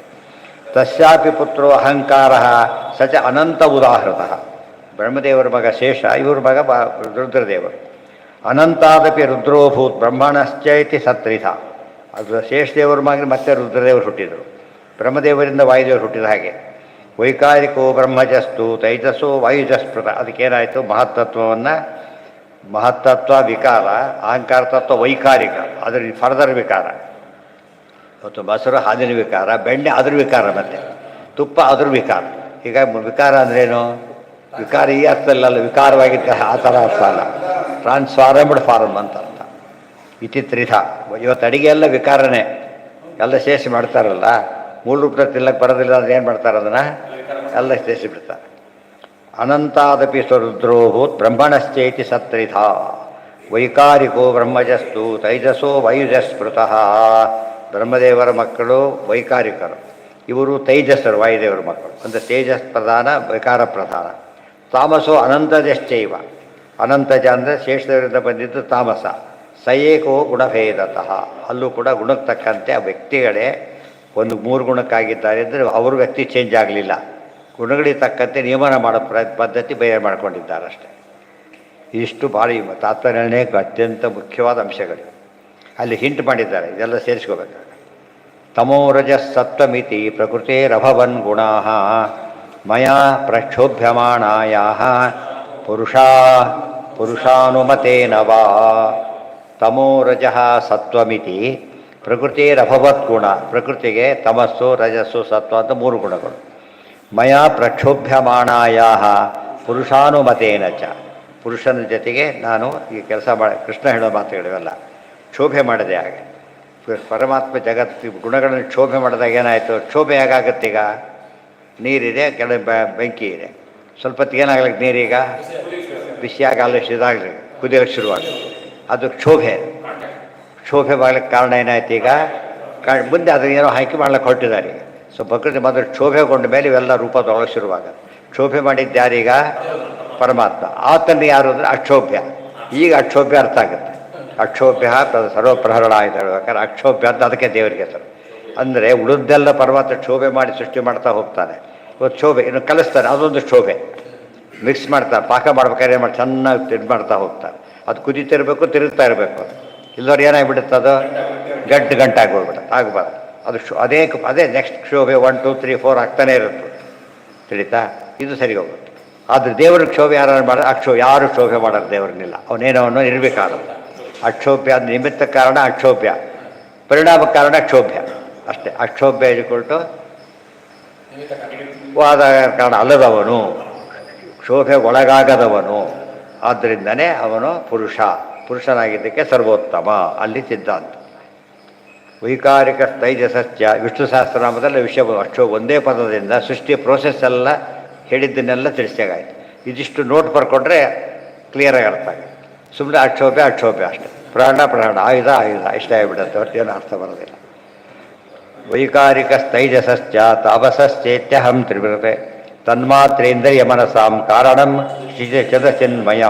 ಇವೆಲ್ಲ ಬೆಳೀತಾ ಹೋಗುತ್ತೆ, ಒಂದಕ್ಕೊಂದು ಸೃಷ್ಟಿ ಮುಂದಕ್ಕೆ ಹೋಗ್ತಾ ಬರುತ್ತೆ. ಹಾಗೇನೆ ಬೆಳಿಗ್ಗೆ ಸುಮಾರು 6 ಗಂಟೆಗೆ ದೊಡ್ಡ ಮಠಗಳಿಗೋ ದೇವಸ್ಥಾನಕ್ಕೆ ನೋಡಿಬಿಟ್ರೆ ಅಡುಗೆ ಮನೇಲಿ ಏನಿರುತ್ತೆ, ಬರೀ ಅಲ್ಲಿ ಅಲ್ಲಿ ಒಲೆಗಳು ಇಲ್ಲಿ ಪಾತ್ರೆಗಳಿರುತ್ತೆ ಅಷ್ಟೇ. ಆ ಸ್ಟೇಜಲ್ಲಿ ಯಾರು ಊಟಕ್ಕೆ ಹಾಕೋದು ಸಾಧ್ಯನೇ ಇಲ್ಲ.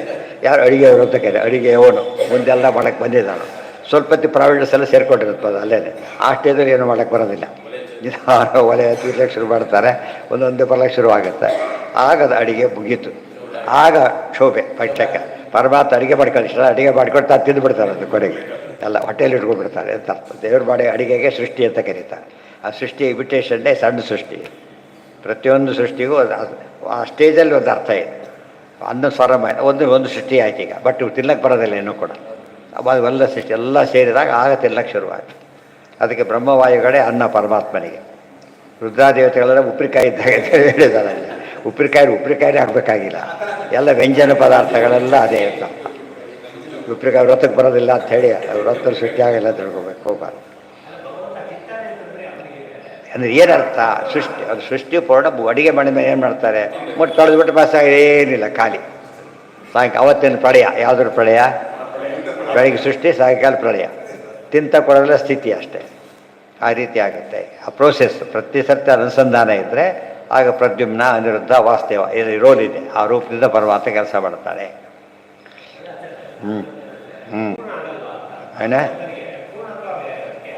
ಅದು ಯಾರಿಗೆ ಪೂರ್ಣತ್ವ ಮಾಡ್ತಾರೆ, ತನಗೆ ಬೇಕು ಅಂತ ಅಲ್ಲ, ಇವರಿಗೆ ಬೇಕು ಅಂತ ಮಾಡ್ತಿರೋದು. ಪೂರ್ಣ ತಿಂತಾನಿಗೇನು ಅರ್ಥ ಆಗ್ಲಿಕ್ಕೆ ಲಯ ಮಾಡ್ತಾರೆ, ತಿಂತಾನೆ ಅಂತ ಹೇಳ್ತಾರೆ. ದುಡ್ಡು ತಿಂತಾರೆ ಅಲ್ಲ, ದುಡ್ಡು ಎಷ್ಟು ತಿಂತಾರಾಗಿದೆ, ಪೇಪರ್ ತಿಂತಾರೋ ಕಾಯಿ ತಿಂತಾರೋ ನೋಡೋಕೆ. ಅದಕ್ಕೆ ತಿಂತದೇನರ್ಥ, ಲಯ ಕಾರ್ಯ ಮಾಡ್ತಾರೆ ಅಂತ. ಪ್ರಳಯಕ್ಕೆ ತಿನ್ನೋದು ಅನ್ಸೋದು. ಅಡಿಗೆಲ್ಲ ಊಟ ಮಾಡೋದು ತಿನ್ನೋದು ಹೆಸರು, ಊಟ ಮಾಡೋದು ನೋಡೋದಕ್ಕೆ ಕೆಲಸ, ತಿನ್ನೋದು ನೋಡೋದಕ್ಕೆ ಅದು ಕೆಟ್ಟ ಕೆಲಸ ಕಾಣ. ಊಟ ಮಾಡ್ತಾರೆ ಸ್ವಲ್ಪ ಅರ್ಥ ಆಗುತ್ತೆ, ತಿಂತಾರೆ ಬೇರೆ, ಊಟ ಮಾಡ್ತಾರೆ ಸ್ವಲ್ಪ ಡಿಸೆಂಟ್ ಮಾಡೋದು. ಪ್ರಳಯ ತಿಂತಾರೆ, ಅದನ್ನು ನೋಡಿ ಜನ ಎಲ್ಲ ಅಭ್ಯಾಸ ಮಾಡಿದ್ರು. ಅತ್ತ ಚರಾಚರ ಅಂತ ತಿಂತಾನೆ ಅಂತ ಅರ್ಥ. ಅತ್ತ ಅಂದರೆ ಚರಾಚರ ದುಡ್ಡು ತಿಂತಾನೆ ಅಂತ ಆಯಿತು. ತಿನ್ನಬಾರದು, ತಿನ್ನೋ ಯೋಗ್ಯತೆಯಲ್ಲಿ ತಿಂತಾನೆ, ತಿನ್ನಬೇಕಾದ್ರೂ ತಿಂತಾನೆ. ಊಟಕ್ಕೆ ಕರೆದವ್ರು ಊಟ ಮಾಡಿದ್ರೆ ಖುಷಿ ಆಗುತ್ತೆ, ಯಾರೋ ಬೇರೆ ಸಿಟ್ಟು ಬರುತ್ತೆ. ಅದಕ್ಕೋಸ್ಕರ ಯಾರು ಮಾಡಬೇಕು, ಅವನು ತಿಂದರೆ ದೋಷ ಇಲ್ಲ, ಉಳಿದವ್ರು ತಿಂದರೆ ಡಿಫೆಕ್ಟು. ಅದು ಇವರೇ ವಾದಿರಾಜಂಥವ್ರು ತಿಂದಿದ್ದೇನು ಮಾಡಿ ಎಲ್ಲ ತೆಗೆದಿಟ್ರು ಹೊರಗೆ, ಗೊತ್ತಾಯ್ತು. ಅವರೇ ದೇವರಲ್ಲ, ಎಲ್ಲ ತೆಗೆದು ಹಾಗೆ ಇಟ್ಟರು, ಬಿಸಿ ಹಾಗೆ ಹೊಡಿತಾ ಇದ್ರು. ಅದನ್ನ ದೇವ್ರು ಹೇಗೆ ಇಟ್ಕೊತಾನಾಗಿತ್ತು. ಇದೆಲ್ಲ ಅದಕ್ಕೆ ಜ್ಞಾಪಕ ನೋಡೋದಕ್ಕೆ ಕಥೆ ಕಾಣಿಸುತ್ತೆ. ದೇವರ ಸೃಷ್ಟಿ ಹೇಗಿರುತ್ತೆ ಅಂದರೆ ತಾನು ನಿರ್ವಿಕಾರನಾಗಿರ್ತಾನೆ. ಇವತ್ತು ಹೊರಗೆ ಹೋದ ಮಾತ್ರಕ್ಕೆ ಅದು ವಿಕಾರ ಹೊಂದಬೇಕಾಗಿಲ್ಲ. ಯಾವುದು ಬಂಗಾರ ಗಟ್ಟಿ ತಿಂದು ಬರ್ತಾರೆ ಕೆಲವರೆಲ್ಲ, ಇಷ್ಟಿಷ್ಟು ಗುಳಿಗೆ ಮಾಡ್ಕೊಂಡು ತಿಂದು ಬರ್ತಾರೆ, ಗೊತ್ತಾಯ್ತಾ. ಇಷ್ಟು ಬಗಲು ಮಾಡೋದಕ್ಕೆ ಎಂತೆಂಥ ಕೆಲಸ ಮಾಡ್ತಾರೆ, ಅಸಹ್ಯ ಅವೆಲ್ಲ. ಯಾರು ದೇವ್ರ ವಿಗ್ರಹ ಮಾಡಿಸಿದ ಗತಿ ಏನಾಗಬೇಕು, ಅದನ್ನು ಎಲ್ಲಿ ಬರಬೇಕು ಕೊನೆಗೆ, ಅದು ಶೌಚದಲ್ಲೇ ಬರಬೇಕು ವಾಪಸ್ಸು. ಪಾಪಿ ಎಷ್ಟಲ್ಲೇನು. ಅದಕ್ಕೆ ಯಾವುದೋ ಬಂಗಾರದ ಎಲ್ಲೆಲ್ಲ ತೊಗೊಳಕ್ಕೆ ಹೋದ್ ಭಾರಿ ಕಷ್ಟ. ಅಥೆಂಟಿಕ್ ಇದರಲ್ಲಿ ಆಗಬೇಕಾ ಹೊರತು ಸ್ಮಗಲ್ಡೆಲ್ಲ ಹಾಗೆ ತರೋದು. ಅವರು ಸ್ಮಗಲ್ಡ್ ಗುಡ್ಸ್ ತೊಗೊಳೋದಿಲ್ಲ. ತಿರುಪತಿಯಲ್ಲಿ ತೇರೆಲ್ಲ ಮಾಡಿಸಾಗ ಅನೌನ್ಸ್ ಮಾಡಿದ್ರು, ಇಂಥದ್ದು ಯಾವುದೋ ನಾವು ತೊಗೊಳೋದಿಲ್ಲ, ದೇವ್ರಿಗೆ ಹಾಕೋದಾದ್ರಿಂದ ಡೈರೆಕ್ಟ್ ಈ ರೀತಿ ಕೊಡಬೇಕು. ನೀವೆಲ್ಲ ಕೊಟ್ಟಿದ್ದು ನಾವು ಅಕ್ಸೆಪ್ಟ್ ಮಾಡೋದಿಲ್ಲ, ಅಥೆಂಟಿಕೇಟೆಡ್ ಇಂದ ಬರಬೇಕು ಅಂತ ಹೇಳ್ತಿದ್ರು. ಅಥೆಂಟಿಕೇಟೆಡ್ ಇಂತಲ್ಲಿ ತೊಗೊಳೋದಿಲ್ಲ, ಸ್ಮಗಲ್ಡ್ ಗುಡ್ಸ್ ತೊಗೊಳೋದಿಲ್ಲ. ಸ್ಮಗಲ್ಡ್ ಗುಡ್ಸ್ ತೊಗೊಳೋರು ಅದನ್ನು ಮಾರೋರು ಬೇರೆ ವ್ಯವಸ್ಥೆ ಇರುತ್ತೆ. ಯಾರು ಅಥೆಂಟಿಕೇಟ್ ಅವರೆಲ್ಲ ತೊಗೊಳೋದಿಲ್ಲ. ಹಾಗೆ ಈ ಹೂಗಡೆ ಯಾವುದೋ ಹೆಣಕ್ಕಾಗಿತ್ತು ಅಂತ ಮಾರೋದಿಲ್ಲೇನು, ಅದಕ್ಕೆ ಎಲ್ಲೆಲ್ಲ ತೊಗೊಳ್ಬಾರ್ದು. ಡೌಟ್ ಬಂದರೆ ತೊಗೊಳ್ಳೇಬಾರ್ದು. ನೀವು ಬೆಳೆಸ್ರಿ, ಇಲ್ಲ ಅವ್ರಿಗೆ ಬಾರಿಸಲ್ಲ ಅನ್ಕೊಂಬಿಡಿ ಸಾಕು ಅಂತ ಅಷ್ಟೇ. ಅಷ್ಟೇ, ಹೌದು. ನೈವಾಶ್ಯ ಪ್ರಾಕೃತೋ ದೇಹ ಇದೆಲ್ಲ ಕೂಡ ಚಿದಾನಂದ ಶರೀರ, ಸಚ್ಚಿದಾನಂದ ವಿಗ್ರಹ, ಅದಕ್ಕೆ ಅರ್ಥ ಇದೆ. ಚಿದಾನಂದ ಶರೀರಸ್ತು ಪ್ರವಿಷ್ಟೋಂಡೇ ಹರಿ ಸ್ವಯಂ ತನ್ನಾಭೇರ್ಮಭೂತದೇಹೋ ಪದ್ಮಾದಪಿ ಚತುರ್ಮುಖಸ್ತು ಸರ್ವಾಂಡೇ ಕಟ್ ಮಾಡ್ಬೇಕದನ್ನು. ವ್ಯಾಪ್ತ ದೇಹೋ ಮಹಾಮನಃ ಹರಿಸ್ತು ಸರ್ವವ್ಯಾಪ್ತೋಪಿ ಭೂತದೇಹೋ ನತಿ ಕ್ವಚಿತ್. ಬ್ರಹ್ಮದೇವ್ರ ವ್ಯಾಪ್ತಿ ಇದೆ, ಭೂತದೇಹದಲ್ಲಿದೆ. ಅದು ಪರಮಾತ್ಮನ ಭೂತದೇಹ ಇಲ್ಲ. ಭೂತ ಅಂದರೆ ಪಾಂಚಭೌತಿಕವಾದ ದೇಹ ದೇವರಿಗಿಲ್ಲ. ವ್ಯಾಪ್ತಿ ಇದೆ. ಈ ಆಕಾಶ ಪಂಚಭೌತಿಕ ಅಲ್ಲ, ಅದು ಮಿಕ್ಸರ್ ಇಲ್ಲ, ಪ್ಯೂರ್ ಆಕಾಶ ಎಲ್ಲ ಕಡೆ ವ್ಯಾಪ್ತವಾಗಿದೆ. ನೈವಾಸ್ಯ ಪ್ರಾಕೃತೋ ದೇಹ ಪ್ರಾದುರ್ಭಾವೇಶ್ವಪಿ ಕ್ವಚಿತ್ ಇತಿ ವಿವೃತ್ತೆ. ದೇವರಿಗೆ ಪ್ರಾಕೃತ ಅವಕಾಲಕ್ಕೂ ಇಲ್ಲ. ಯೋಗಸ್ಯ ತಪಸಶ್ಚೈವ ಜ್ಞಾನಸ್ಯ ಗತಯೋಮಲಾಹ ಮಹರ್ಜನಸ್ತಪಸ್ಸತ್ಯಂ ಭಕ್ತಿಯೋಗಸ್ಯ ಸದ್ಗತಿ. ಯೋಗಸ್ಯ ತಪಸಶ್ಚೈವ ಜ್ಞಾನಸ್ಯ ಗತಯೋ ಅಮಲ. ಹೀಗೆ ಯೋಗ, ತಪಸ್ಸು, ಜ್ಞಾನ ಇದೆಲ್ಲ ಒಳ್ಳೆಯ ರೀತಿಯಲ್ಲಿ ಸದ್ಗತಿಗೆ ಕಾರಣ. ಮಹರ್ಜನಸ್ತಪಸ್ಸತ್ಯಂ ಭಕ್ತಿಯೋಗಸ್ಯ ಸದ್ಗತಿ. ಮಹೋಲೋಕ, ಜನೋಲೋಕ, ತಪೋಲೋಕ, ಸತ್ಯಲೋಕ ಇದೆಲ್ಲ ಫಲ. ಭಕ್ತಿಯೋಗಕ್ಕೆ ಇವೆಲ್ಲ ಸದ್ಗತಿ. ಭಕ್ತಿ ಇಲ್ಲದೆ ಇದ್ದವ್ರು, ಜ್ಞಾನ ಇಲ್ಲದವ್ರಿಗೆ ಸ್ವರ್ಗದ ಮೇಲೆ ಎಂಟ್ರಿ ಇಲ್ಲ, ಅಲ್ಲಿ ಮುಗಿದೋಯ್ತು. ಭೂಹು ಭುವಃ ಸ್ವಹ 3 ಜನಕ್ಕೆ ಹೋಗ್ಬೋದು, ದೈತ್ಯರು ಹೋಗ್ಬೋದು ಪುಣ್ಯಗಿಣ್ಯ ಮಾಡಿಕೊಂಡು ಸ್ವರ್ಗ. ಆಮೇಲೆ ಇಲ್ಲ. ಮಹಾ ಜನಃ ತಪಃ ಸತ್ಯಂ ಈ 4 ಲೋಕಕ್ಕೆ ಹೋಗ್ಬೇಕಾದ್ರೆ ಏನಾಗಿರ್ಬೇಕು? ಅವರು ಯೋಗ್ಯರಾಗಿರಲೇಬೇಕು. ಅಲ್ಲಿ ಹೋದರೆ ಅದು ಮುಕ್ತಿಗೆ ಗ್ಯಾರಂಟಿ ಹೋಗೇ ಹೋಗ್ತಾರೆ. ಆಮೇಲೆ ಆಧಿಕ್ಯೇ ಮಹಾರಾಧೀನಾಪಿ ಭಕ್ತಿಯೋಗೋ ಅಪೇಕ್ಷಿತ ಇತಿ ಆಧಿಕ್ಯೇನ ಅಪೇಕ್ಷಿತತ್ವಾತ್ ಭಕ್ತಿಯೋಗಸ್ಯ ಸದ್ಗತಿ. ಭಕ್ತಿ ಎಂಬ ಪಾಂಡಿತ್ಯ, ಜ್ಞಾನ ಅನ್ನೋದು ಓದಿದ್ರೆ ಬಾಯ್ಪಾಠ ಮಾಡಿ ಬಂದುಬಿಡುತ್ತೆ, ಗೊತ್ತಾಯ್ತಾ? ವೈರಾಗ್ಯ ತುಂಬ ದುಃಖ ಆದರೂ ಬರುತ್ತೆ, ಆದರೆ ಭಕ್ತಿ ಮಾತ್ರ ಬರೋದು ಯಾವಾಗ? ಸ್ವರೂಪದಲ್ಲೇ ಇರಬೇಕು. ಇದು ವೆರಿ ಇಂಟ್ರೆಸ್ಟಿಂಗ್. ಆದರೆ ಭಕ್ತಿಯೋಗ ಯಾತಕ್ಕೆ ಶ್ರೇಷ್ಠ ಅಂದರು ಅಂದರೆ ಸ್ವರೂಪದಲ್ಲೇ ಬಂದ ಶೂರ್. ಅದು ಭಕ್ತಿಯೋಗ ಶೂರ್. ಇವೆರಡು ಮೋಸ ಮಾಡ್ಬೋದು, ಪಾಂಡಿತ್ಯ ಮೋಸ ಮಾಡ್ಬೋದು, ಗೊತ್ತಾಯ್ತು? ಕೆಲವರು ಇರ್ತಾರೆ ಎಲ್ಲ ಶಾಸ್ತ್ರ ಎಲ್ಲೂ ಅಲ್ದಾರೂ ಉಪನ್ಯಾಸ ಮಾಡೋದು. ದ್ವೈತದ ಬಗ್ಗೆ ಇವತ್ತು ಪ್ರವಚನ, ನಾಡಿದ್ರ ಬಗ್ಗೆ ಪ್ರವಚನ, ಯಾವ್ದು ಓದಿದ್ದಾನೆ ಎಲ್ಲದೂ ಗೊತ್ತು ಅವನಿಗೆ, ಯಾವುದ್ರಲ್ಲೂ ನಂಬಿಕೆ ಇಲ್ಲ, ಗೊತ್ತಾಯ್ತಾ? ಇದು ಹಾಗಾಗಿ ಭಕ್ತಿ ಇದ್ದಾಗ ಎಲ್ಲದೂ ಒಪ್ಪೋದಿಲ್ಲ ಅವನು. ಯಾವುದು ಒಪ್ತಾನೆ? ಸರಿಯಾಗಿದ್ದು ಮಾತು ಇಲ್ಲದ್ರೆ ಒಪ್ಪೋದಿಲ್ಲ. ಅದು ಭಕ್ತಿಯ ಒಂದು ಡೆಸಿಸಿವ್ ಅರ್ಥ. ಅದು ಭಕ್ತಿ ಕೊಡೋಂತ ಕೇಳ್ಬಿಟ್ಟು ಎಲ್ಲ ಕೊಡೋಂತ ಕೇಳಿದಾಗಲೇ ಊಟಕ್ಕೆ ಬರ್ತೀವಿ ಎಲ್ಲ ಬಂದೋಯ್ತು. ಬೇರೆ ಮಾಡಿ ಚಟ್ನಿ ಆಯಿತು, ಪಲ್ಯ ಒಂದೊಂದೇ ಆಯಿತು, ಲಿಮಿಟ್ ಆಗಿ ಊಟ ಅಂತಷ್ಟು ಎಲ್ಲ ಮಿಕ್ಸ್ ಆಗಿಬಿಡುತ್ತೋ ಅದು ಭಕ್ತಿ. ಇದು ಭಕ್ತಿ. ಭಕ್ತಿಗಳು ಆಲ್ ಈಟಬಲ್ಸ್, ಗೊತ್ತಾಯ್ತಾ? ಇದು ಭಕ್ತಿ ಎಂಬುದು ಆಲ್ ಇದು ಸ್ಪಿರಿಚುವಲ್, ಎವ್ರಿಥಿಂಗ್ ಇನ್ಕ್ಲೂಡೆಡ್ ಇನ್ ಭಕ್ತಿ. ಯೋಗಸ್ಯ ತಪಸ್ಸಶ್ಚೈವ ಜ್ಞಾನ ಇದೆಲ್ಲ ಕ್ಲಾರಿಟಿ ಬಂದಷ್ಟು ಕೂಡ ನಾವು ಜ್ಞಾನ ಭಕ್ತಿ ಯಾತಕ್ಕಂತಾರೆ ಗೊತ್ತಾಗುತ್ತೆ. ಸುಮ್ಮನೆ ಯಾರೋ ಅಂತಾರೆ ಅಂತ ಇವನು ಅಂದುಬಿಟ್ರೆ ಉಪಯೋಗ ಇಲ್ಲ. ಅದಕ್ಕೇನು ಅರ್ಥ ತಿಳ್ಕೊಂಡಿರ್ಬೇಕಲ್ಲ. ಮಹರ್ಜನ ತಪಸ್ಸತ್ಯಂ ಭಕ್ತಿ. ಯಾರು ಹಳ್ಳಿಯವರೆಲ್ಲೋ ಹೋಟ್ಲಿಗೆ ಹೋಗ್ಬಿಡ್ತಾರೆ ಅಂತ ತಿಳ್ಕೊಂಡು ಬೆಂಗಳೂರಿಗೆ ಬಂದು ನಾನ್ ವೆಜ್ ಓದಕ್ಕೆ ಬರಲಿ ಹೋಗಿ ಕುತ್ಕೊಂಡ್ಬಿಡ್ತಾರೆ ಅಷ್ಟೇ ಪಾಪ. ಅವ್ರು ಅಕಸ್ಮಾತ್ ವೆಜಿಟೇರಿಯನ್ ಆಗಿರ್ತಾರೆ, ಎಷ್ಟು ಬೆಜಿತ ಆಗಿಬಿಡುತ್ತೆ ಆಮೇಲೆ ಅವರಿಗೆ ತಿಳುವಳಿಕೆ ಇಲ್ಲಲ್ಲ, ಎಷ್ಟು ಸಂಕಟ ಆಗಿಬಿಡುತ್ತೆ. ಗೊತ್ತಿಲ್ಲದೆ ತಿಂದೇ ಬಿಟ್ಟು ಆಮೇಲೆ ನೋಡಿ ಹಾಕಿದ್ದೆ ಏನು ಮಾಡಬೇಕು ಅವ್ರು ಪಾಪ. ಅದಕ್ಕೆ ಜ್ಞಾನ ಇರಬೇಕು. ಜ್ಞಾನ ಇದ್ದಿಲ್ಲ ಹೋದ್ರೆ ಎಲ್ಲಿ ಸಿಕ್ಕಲ್ಲಿ ಹೋಗಬಾರ್ದು. ಮಹಾರಾಧೀನಾಮಿ ಭಕ್ತಿ ಯೋಗೋ ಅಪೇಕ್ಷಿತ. ಆಧಿಕ್ಯ ಅದರಲ್ಲೂ ಪ್ಯೂರ್ ಅತಿ ಭಕ್ತಿ ಅಂದರೆ ಮುಕ್ತಿನೇ ಗ್ಯಾರಂಟಿ. ಭಕ್ತಿಗೆ ಡೈರೆಕ್ಟ್ ಲಿಂಕ್ ಆಗೋದು ಮುಕ್ತಿ. ಭಕ್ತಿ ಮುಕ್ತಿ ಅಷ್ಟೇ ಟೀಕ್ ಕಾಮನ್ ಇರೋದ್ರಿಂದ ಭಾಳ ತೋದಿದ್ದಾರೆ ಅಂತ ಅರ್ಥ. ಉಳಿದೆಲ್ಲ ಸ್ವಲ್ಪ ದೂರ. ಜ್ಞಾನದಲ್ಲಿ ಭಾರಿ ಮೋಸ ಆಗ್ಬೋದು. ಇವತ್ತು ಮೋಸ ಮಾಡಲಿಕ್ಕೆ ಜ್ಞಾನ ಇಲ್ಲದ್ರೆ ಮೋಸ ಮಾಡಲಿಕ್ಕೆ ಬರೋದಿಲ್ಲ. ಆದ್ದರಿಂದ ಜ್ಞಾನ ಮೋಸಕ್ಕೂ ಕಾರಣ ಆಗುತ್ತೆ. ಆದರೆ ಶುದ್ಧ ಜ್ಞಾನ ಅನ್ನಬೇಕು. ಶುದ್ಧ ಜ್ಞಾನ ಹೇಗೆ ಒಪ್ತೀರಿ ಅಂದರೆ ಭಕ್ತಿ. ಅದಕ್ಕೆ ಹೇಳ್ತಾರೆ ಪ್ಯೂರ್ ಅಂತ ಗೊತ್ತು. ತಿಂದು ತೋರಿಸ್ಬಿಟ್ರೆ ಇನ್ನು ಡೆಫೆಕ್ಟ್. ಮಾರನೇ ತಿಂದು ತೋರಿಸ್ಬಿಟ್ರೆ ಏನರ್ಥ? ಯಾಕಂದರೆ ಸಾಯೋದಿಲ್ಲ ಅಂತ ಅವನು ತಿಂತಿದ್ನಾ? ಇಲ್ಲ, ಅದು ಗ್ಯಾರಂಟಿ. ಸೊ ಭಕ್ತಿ ಎಂಬುದು ಡೆಸಿಸಿವ್ ಆದ್ದರಿಂದ ಪ್ರತಿಯೊಬ್ಬರು ಕೂಡ ಏನು ಹುಡುಕ್ಬೇಕು? ಯಾವಾಗಲೂ ಭಕ್ತಿ ಹುಡುಕ್ಬೇಕು. ಇಲ್ಲಿ ಜ್ಞಾನ ಇಲ್ಲದ್ರೆ ಭಕ್ತಿ ಬರೋದೇ ಇಲ್ಲ. ಸೊ ಇವತ್ತು ಒಳ್ಳೆ ಕೆಲಸ ಸಿಗಬೇಕಾ? ಜ್ಞಾನ. ಒಳ್ಳೆ ಗುಂಡ ಆಗ್ಲಿಕ್ಕೂ ಜ್ಞಾನ ಬೇಕು ಅವನಿಗೆ. ಇದು ಯಾರು ಸೇರಿಸ್ಕೋಬೋದಿಲ್ಲ ಅವನ್ನ. ಅದರಲ್ಲಿ ಎಕ್ಸ್ಪರ್ಟ್ ಆಗಿರ್ಬೇಕು. ಭಾಳ ಕಳ್ತಾರ ಆಗಿದೆ ಇರೋದೇನು ಅಂತ ಅವ್ರಿಗೆ ಅಂಥವನೇ ಬೇಕಾಗಿರೋದು. ಸೊ ಜ್ಞಾನ ಎಂಬುದು ಕಾಮನ್ ಇಬ್ಬರಿಗೂ. ಭಾರಿ ಮೋಸ ಮಾಡೋನು ಜ್ಞಾನಿ ಆಗಿರ್ತಾನೆ, ಭಾರಿ ಸರಿಯಾಗಿ ಮಾಡೋನು ಜ್ಞಾನಿ ಆಗಿರ್ತಾನೆ. ಇವತ್ತು ಅವನ್ನೆಲ್ಲ ಹೇಳಿದ್ರು ಸೂಪರ್ ಸೈಂಟಿಸ್ಟ್ ಅವರೆಲ್ಲ. ಜ್ಞಾನಿಗಳ ಸಾಮಾನ್ಯಗಳ ಸೈಂಟಿಸ್ಟೇ ಗಾಬರಿ ಆಗಬೇಕು, ಅಷ್ಟು ಜ್ಞಾನ ಇತ್ತು ಅವನಿಗೆ. ತೊಗೊಂಡು ಏನು ಮಾಡ್ತೀರಿ? ಎಲ್ಲ ಏನದು? ಬರೀ ಲೋಕನಾಶ ಮಾಡುತ್ತೆ. ಬರೀ ಜ್ಞಾನ ಬರೋ ಸಂತೋಷ ಪಡ್ಲಿಕ್ಕೆ ಹೋಗಬಾರ್ದು. ಆ ಜ್ಞಾನ ವೈರಾಗ್ಯಕ್ಕೆ ಕಾರಣ ಆಗದೆ ಹೋದರೆ, ಭಕ್ತಿಗೆ ಅದು ಟ್ರಾನ್ಸ್ಫಾರ್ಮ್ ಆಗದೆ ಹೋದರೆ ಜ್ಞಾನಕ್ಕೆ ಯಾವ ಬೆಲೆನೂ ಇಲ್ಲ. ಇವತ್ತು ಉದಾಹರಣೆ ಓದ್ತಾನೆ ಕೆಲಸ ಸಿಗಲಿಲ್ಲ ಅಂತಾರಲ್ಲ, ಹಾಗೆ ಜ್ಞಾನ ಇದೆ ಕೆಲಸ ಸಿಗಲಿಲ್ಲ, ಅದಕ್ಕೆ ಅದು ಕಡಿಮೆ ಕಾರಣ ಸಿಕ್ತವ್ರು ಮುಂದೆ ಹೋಗ್ಬಿಟ್ಟ. ಜ್ಞಾನ ಕೆಲಸ ಸಿಕ್ಕರೆ ಮಾತ್ರ ಉಪಯೋಗ ಹೇಗೋ, ಭಕ್ತಿ ಕನ್ವರ್ಟ್ ಆದರೆ ಮಾತ್ರ ಅದು ಉಪಯೋಗ ಬರೋದು. ಉಪಯೋಗಿಸ ಇಲ್ಲ, ಕಾನ್ಸೆಪ್ಟೇ ಇಲ್ಲ. ದೇವರೇ ಇಲ್ಲ, ಏನು ಬಗ್ಗೆ ಯಾರು ಭಕ್ತಿ ಮಾಡಬೇಕು? ಇವತ್ತೆ ಜಗತ್ತೇ ಇಲ್ಲ, ಯಾರು ಭಕ್ತಿ ಮಾಡಬೇಕು? ಒಂದೊಂದೇ ತೆಗೆತಾ ಹೋಗಿಬಿಟ್ರೆ ಭಕ್ತಿ ಸಿದ್ಧಾಂತ ಅಂತ ಹೆಸರಿಟ್ಟಾಗ ಯಾವುದಕ್ಕೆ ಹೆಸರು ಬರಬೇಕದು? ಸಾಧ್ಯ ಇಲ್ಲ. ಅದಕ್ಕೆ ವಿಷ್ಣು ಭಕ್ತಿ ವಿಧಾನಾರ್ಥಂ ಸರ್ವಂ ಶಾಸ್ತ್ರಂ ಪ್ರವರ್ತತೆ. ಆಚಾರ್ಯ ಯಾವ ಶಾಸ್ತ್ರಕ್ಕೆ ಬಂದು ಎಂಡೇನು ಅಂದರೆ ವಿಷ್ಣು ಭಕ್ತಿ. ಇಡ್ಲಿ ತರ್ತಾರೆ, ತಿಂತೀರ? ಇಲ್ಲ ರೀ, ತಿನ್ನೋದಕ್ಕೆ ಅನುಕೂಲ ಮಾಡಿಕೊಡುತ್ತೆ. ನೀವು ಇದು ತಿಂತೀರ ಯಾವುದೋ ಒಲೆ ಮಾಡಿರ್ತಾರೆ, ಒಲೆ ಬೇಕು ಅಡಿಗೆ ತಗೋ ತಿಂದು ಬಿಡ್ತಾರೆ ಅಂತ ಯಾರು ಕೇಳ್ತಾರಾ? ಇಲ್ಲ, ತಿನ್ನಕ್ಕೆ ಸಾಧನ ಅಷ್ಟೇ. ಅನ್ನ ಬಟ್ ಬರೀ ಅನ್ನ ಹಾಗೆ ಮಾಡಿ ಕೈಲಿ ಹಿಡ್ಕೊಂಡು ಅನ್ನ ಮಾಡ್ತಾರಾ? ಸಾಧ್ಯ ಇಲ್ಲ. ಅದಕ್ಕೆ ಸಾಧನ ಅಂತ ಕರೀತಾರೆ. ಅದಕ್ಕೆ ಮತ್ತೊಂದು ಸಾಧನ, ಒಂದಕ್ಕೊಂದು ಲಿಂಕ್ ಇರುತ್ತೆ. ಇವೆಲ್ಲ ಪಾಂಡಿತ್ಯಕ್ಕೆ ಓದಿದ್ದು ಏನು ಉಪಯೋಗಕ್ಕೆ ಬರೋದಿಲ್ಲ. ಜ್ಞಾನ ಯಾವುದಕ್ಕೆ ಅನುಭವಕ್ಕೆ ಬರಬೇಕು. ಅನುಭವಕ್ಕೆ ಬಂದು ಉಪಯೋಗಿದ್ರೆ ಸರಿ. ಏನು ಹಾಕಿದ್ರೆ ಒಳ್ಳೆ ಹೂಡು ತೊಗೊಳಕ್ಕೆ ಹೋದ ಪ್ಲಾಸ್ಟಿಕ್ ಕರಿ ಅದ ಬಿಟ್ಟಾಗ್ಬಿಟ್ಟೆ. ಅದು ದಿವಸ ಅದೇ ಇವ್ರ ಪಾಪ ಒಳ್ಳೆ ಹೂಡು ದಿವಸಕ್ಕೆ ಬೆಳಗ್ಗೆ ಸಾಯಂಕಾಲಕ್ಕೆ ಹೋಗ್ಬಿಡುತ್ತೆ. ಅದು ವರ್ಷಗಟ್ಟಲೆ ಏನು ಆಗೋದಿಲ್ಲ, ಅದು ಮೋಸ ಹೋಗ್ಬಿಡ್ತಾರೆ. ಅದು ಬಟ್ ಅದು ಒಳ್ಳೇದಲ್ಲ, ದೇವರಿಗೆ ಅದು ಪ್ರಿಯ. ಅಷ್ಟು ಚೆನ್ನಾಗಿದ್ದರೂ ಪ್ರಿಯ ಅಲ್ಲ. ಅಂದರೆ ಒಳ್ಳೆ ಪಾಂಡಿತ್ಯ ಉಪಯೋಗಕ್ಕೆ ಬರ್ತಿಲ್ಲ. ಅದು ಇದು ಉಪಯೋಗಕ್ಕೆ ಬರುತ್ತೆ. ಅದಕ್ಕೆ ವಾಸನೆ ತರಲಿಕ್ಕಾಗೋದಿಲ್ಲ. ಮೇಲಿಂದ ಹಾಕಿದ್ರೆ ವಾಸನೆ ಅಲ್ಲ ಅದು. ಕೆಲವು ಗುಲಾಬಿ ಗಿಡ ಅಂತ ಬಾಲಕ್ಕೆ ಬರ್ತಾರೆ, ನೋಡಿದ್ದೀರಲ್ಲ? ಗಿಡ ಅಲ್ಲ ಅದು. ಏನದು ಅಲ್ಲ, ಎಲ್ಲೋ ಕಟ್ ಮಾಡಿರ್ತದೆ, ಅಷ್ಟು ಬೆಳೆಸ್ತಂದಿದ್ದಲ್ಲ ಅದು. ಅದು ಬೆಳೆಯೋದಿಲ್ಲ ಅದರಿಂದ, ತಿಳಿತಾ? ಅದು ಏನು ಇದೇ ಇರೋದು ಎಲ್ಲೋ ಬಂದು ಇಷ್ಟೇ ಕಟ್ ಮಾಡಿಬಿಟ್ಟಿರ್ತಾನೆ ಅವನು. ಬೇರೆ ಲಿಂಕ್ ಬರಬೇಕು ಅದಕ್ಕೆ. ಬೇರೆ ಲಿಂಕ್ ಬರೆದವ್ರು ವರ್ಕ್ ಮಾಡಲ್ಲ ಅದು. ಆ ಲಿಂಕ್ ಏನೋ ತೆಗೆದು ಆಲ್ಟ್ ಅದು ಒಂದು. ಎಲ್ಲರೂ ತೆಗಿಲಿಕ್ಕೆ ಬರೋದಿಲ್ಲ ಅದನ್ನು, ಸಂಬಂಧಪಟ್ಟವರೇ ತೆಗಿಬೇಕಲ್ಲ. ಮುಳ್ಳು ತೆಗೆದ್ರೆ ಹೇಗೆ ಮುಳ್ಳು ಮಾತ್ರ ತೆಗಿಬೇಕು, ಬೆರಳು ತೆಗಿಬಾರ್ದಲ್ಲ, ಹಾಗೆ ಆ ರೀತಿ ತೆಗೆದುಬಿಟ್ರೆ ಕಷ್ಟ. ಹಾಲು ಕೂಡ ಯಾತಕ್ಕೆ ಗೌಡಿಗನ್ನ ನೇಮನ ಮಾಡಿದ್ರು ಅಂದರೆ ಅವನಿಗೆ ಗೊತ್ತು, ಈ ಹಸುವಿಗೆ ನೋವಾಗದಂತೆ ತೆಗಿಬೇಕು. ಅದು ಆಲ್ಟ್ ಅದು. ಅವ್ನಿಗೆ ಗೊತ್ತಾಗ್ಬಿಡುತ್ತೆ.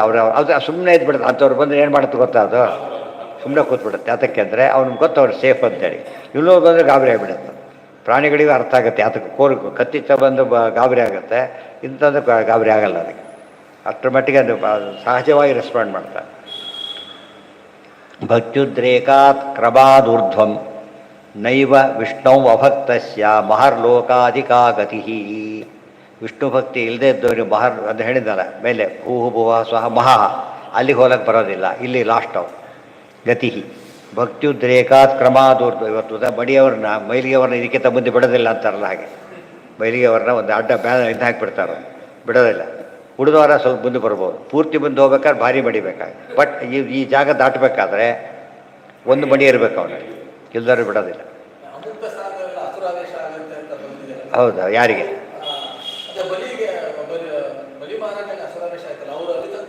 ಎಲ್ಲಿ ತನಕ ಹೋಗಿದ್ರು? ಮಾರ್ಲೋಕಕ್ಕೆ ಹೋಗಿಲ್ಲ ಆತ. ಅಮುಕ್ತ ಸ್ಥಾನಕ್ಕೆ ಹೋಗಿ ಬಲಿಗಿಲಿ ಹೋಗಿಲ್ಲ. ಹೋಗಿದ್ದು ಯಾರೋ ಇವರು ಬಲಿ ಚಕ್ರವರ್ತಿ. ಒಮ್ಮೆ ಒಬ್ಬ ಹಿರಣ್ಯಕಶಿಪು ಹೋಗಿದ್ದ. ಅಮುಕ್ತ ಸ್ಥಾನ ಅದೊಂದು ಇದಲ್ಲ. ಬಡಿಗಳಲ್ಲೇ ಗುಡಿಗಳಲ್ಲೇ ಕೂಡ ಮೈಲಿಗೆ ಸ್ಥಾನ ಅಂತ ಇರೋದಿಲ್ಲ. ಇಲ್ಲಿ ಕೂತ್ಕೋಬೋದು, ಇಲ್ಲಿ ಊಟ ಮಾಡೋದು, ಒಳಗೆ ಗರ್ಭಗುಡಿಯಲ್ಲಿ ಬಳಸೋದಿಲ್ವಲ್ಲ, ಆ ಟೈಮ್ ಪರಮ ಮಡಿ ಅದು. ಅದಕ್ಕೆ ಹೋಗ್ಬೋದು. ಅಮುಕ್ತ ಸ್ಥಾನ ಇರ್ತಾರೆ. ಯಾವುದಕ್ಕೆ? ಅಲ್ಲ ಅಲ್ಲ ಅಲ್ಲ, ಇದು ಬೇರೆಯೇ ಜಾಗ, ಇದು ಬೇರೆಯೇ ಜಾಗ. ಅವ್ರ ಪ್ರಶ್ನೆ ಅರ್ಥ ಆಯ್ತಾ? ಆ ಲೋಕದಲ್ಲೇ ಯಾವುದಕ್ಕೆ ಸೇರುತ್ತೆ ಅದು? ವಿಜಿಟರ್ಸ್ ರೂಮ್ ಇದ್ದಾಗೆ. ವಿಜಿಟರ್ಸ್ ರೂಮ್ ಯಾವುದಕ್ಕೆ ಕೌಂಟ್ ಆಗಲ್ಲ ಅದು? ಈ ಉಳಿದ ಭಾಗ ಅಫಿಷಿಯಲ್ ಅದು. ಇದು ಅಫಿಷಿಯಲ್ ಅಲ್ಲ. ಇದು ವರಾಂಡದಲ್ಲಿ ಓಡಾಡಿದ್ರೆ ಹಾಗೆ ಅಲ್ಲಿ ಯಾರು ಬೇಕಾದ್ರೆ ಯಾರು ಬೇಕಾದ್ರೂ ಓಡಾಡ್ಬೋದು. ಸ್ಟೂಡೆಂಟ್ ಅಲ್ಲದೆ ಇದ್ದವರು ಓಡಾಡ್ಬೋದು. ಅದು ಕೆಲವು ಕ್ಲಾಸ್ ಒಳಗೆ ಹೋಗ್ಬೇಕಾದ್ರೆ ಮಾತ್ರ ಏನಾಗಬೇಕು, ಅವನು ಸ್ಟೂಡೆಂಟೇ ಆಗಿರ್ಬೇಕು. ಇಲ್ಲಿ ಹೋದರೆ ಇಲ್ಲ. ಪೇರೆಂಟ್ಸ್ ಹೋಗೋಗಿಲ್ಲ, ಅದಕ್ಕೆ ಸ್ಟೂಡೆಂಟ್ ಮಾತ್ರನೇ ಹೋಗೋದು. ಅದಕ್ಕೆ ಅಮುಕ್ತ ಸ್ಥಾನ ಅಂತ ಹಾಗೆ. ಓಪನ್ ಟು ಆಲ್ ಅದು. ಇದು ಸ್ವರ್ಗಕ್ಕೆ ಹೋಗಲ್ಲ. ಯಜ್ಞ ಆಗೋದು ಮಾಡಿದವನೇ ಹೋಗಬೇಕು. ಸ್ವರ್ಗಕ್ಕೆ ಬರೋದು ಹೊರಗೆ ಬರೋ ಮುಕ್ತ ಸ್ಥಾನಕ್ಕೆ ಹೋಗಕ್ಕೆ ಬರುತ್ತೆ. ಗೊತ್ತಾಯ್ತಾ? ಇಲ್ಲ ಇಲ್ಲ, ಅಮುಕ್ತ ಸ್ಥಾನ ಇದೆಲ್ಲ. ವರಾಂಡದಲ್ಲಿ ಓಡಾಡಿಬಿಟ್ರೆ ಆಫೀಸರ್ ನೋಡೋಕ್ಕಾಗತ್ತಾ? ವರಾಂಡದಲ್ಲಿ ಓಡಾಡೋದಲ್ಲ. ಏವಂ ಜ್ಞಾನಂ ವಿನಾಸಾಪಿ ಮಹರ್ಲೋಕಾಧಿಕಾ ಗತಿ ಭಕ್ತ್ಯುದ್ರೇಕಾತ್ ಕ್ರಮಾದೂರ್ಧ್ವಂ. ಭಕ್ತಿ ಜಾಸ್ತಿ ಆಗ್ತಾ ಹೋದ ಜನರು ಇನ್ನೂ ಜಾಸ್ತಿ ಅಲ್ಲಿಗೆ ಹೋಗ್ತಾರೆ, ಇನ್ನೂ ಮುಂದೆ ಹೋಗ್ತಾನೆ. ಸತ್ಯಲೋಕಕ್ಕೆ ಹೋದರೆ ಅವನು 100% ಇದು. ಯಾಕೆ ಮುಕ್ತಿಗೆ ಭಾಳ ಹತ್ತಿರ ಬಂದುಬಿಟ್ಟಿದ್ದ. ಬಟ್ ಇವರೆಲ್ಲ ಮುಕ್ತಿ ಅಶ್ಯೂರ್ಡ್ ಇವರು ಎಲ್ಲರಿಗೂ. ಯಾರಿಗೆ? ಅಲ್ಲ, ವ್ಯಾಪ್ತೋಪಾಸರ ಪ್ರಶ್ನೆ ಬರೋದೇ ಇಲ್ಲ ಅಲ್ಲಿ. ಫಸ್ಟ್ ಬರೋದು ಸತ್ಯಲೋಕಕ್ಕೆ ಹೋದರೆ ಮಾತ್ರ ಯಾರವರು ಪ್ರತೀಕಾಲಂಬನ. ಅಲ್ಲಿ ಅಮುಕ್ತ ಸ್ಥಾನದೊಳಗೆ ಹೋದರೆ, ಈ ಅಮುಕ್ತ ಸ್ಥಾನ ಅಲ್ಲ, ಅದು ಬೇರೆಯದು. ವೇಟಿಂಗ್ ರೂಮ್ ಇದ್ದಾಗೆ ಅಲ್ಲಿ ಫಿಕ್ಸೆಡ್. ಬೇರೆಯವ್ರು ಮಿಸ್ ಆಗೋ ಚಾನ್ಸೇ ಇಲ್ಲ. ಅವರೇ ಕುಡಿಸ್ಬಿಡ್ತಾರಲ್ಲ, ಬಿಟ್ಟು ಹೋಗೋದಿಲ್ಲ. ಇವನೇ ಕೂತ್ಕೊಂಡ್ರೆ ಬೇರೆ, ಅವರೇ ಎಲ್ಲರೂ ಕರ್ಕೊಂಡು ಹೋಗ್ತಾರಲ್ಲ ಹೋಗ್ಬೇಕಾದ್ರೆ ಬಸ್ಸೇ ರಾತ್ರಿ. ಅಲ್ಲಿ ಬುಕ್ ಆದ್ರೆ ದೂರಕ್ಕೆ ಹೋಗ್ಬೇಕಲ್ಲ, ಯಾವುದೋ ಒಂದು ದೇನ ಕರ್ಕೊಂಡು ಹೋಗ್ಬಿಡ್ತಾರೆ. ಟೆಂಪೋದಲ್ಲಿ ಕರ್ಕೊಂಡು ಹೋಗ್ತಾರೆ, ಕಡಿಮೆ ಜನ ಕಾರಲ್ಲಿ ಕರ್ಕೊಂಡು ಹೋಗ್ತಾರೆ ಅಲ್ಲಿಗೆ. ಆ ಬಸ್ ಇಲ್ಲಿ ಬರೋದಿಲ್ಲ. ಬಟ್ ಗ್ಯಾರಂಟಿ ಇದು ಕೊಟ್ಬಿಟ್ಟು ಇಲ್ಲಿಂದ ಕರ್ಕೊಂಡು ಹೋಗ್ಬಿಟ್ರೆ ಅಲ್ಲಿ ಬಿಟ್ಟೇ ಬಿಡ್ತಾರೆ. ಉಳಿದವರು ಒಂದು ಮಾತ್ರಕ್ಕೆ ಸೀಟ್ ಸಿಗುತ್ತೆ ಅಂತ ಏನಲ್ಲ. ಇವು ಟ್ಯಾಕ್ಸಿ ಮಾಡ್ಕೊಂಡ್ರು ಸಿಗೋದಿಲ್ಲ, ಅವ್ರ ಇದೆಲ್ಲ ಕರ್ಕೊಂಡು ಹೋದ್ರೂ ಸಿಗುತ್ತೆ.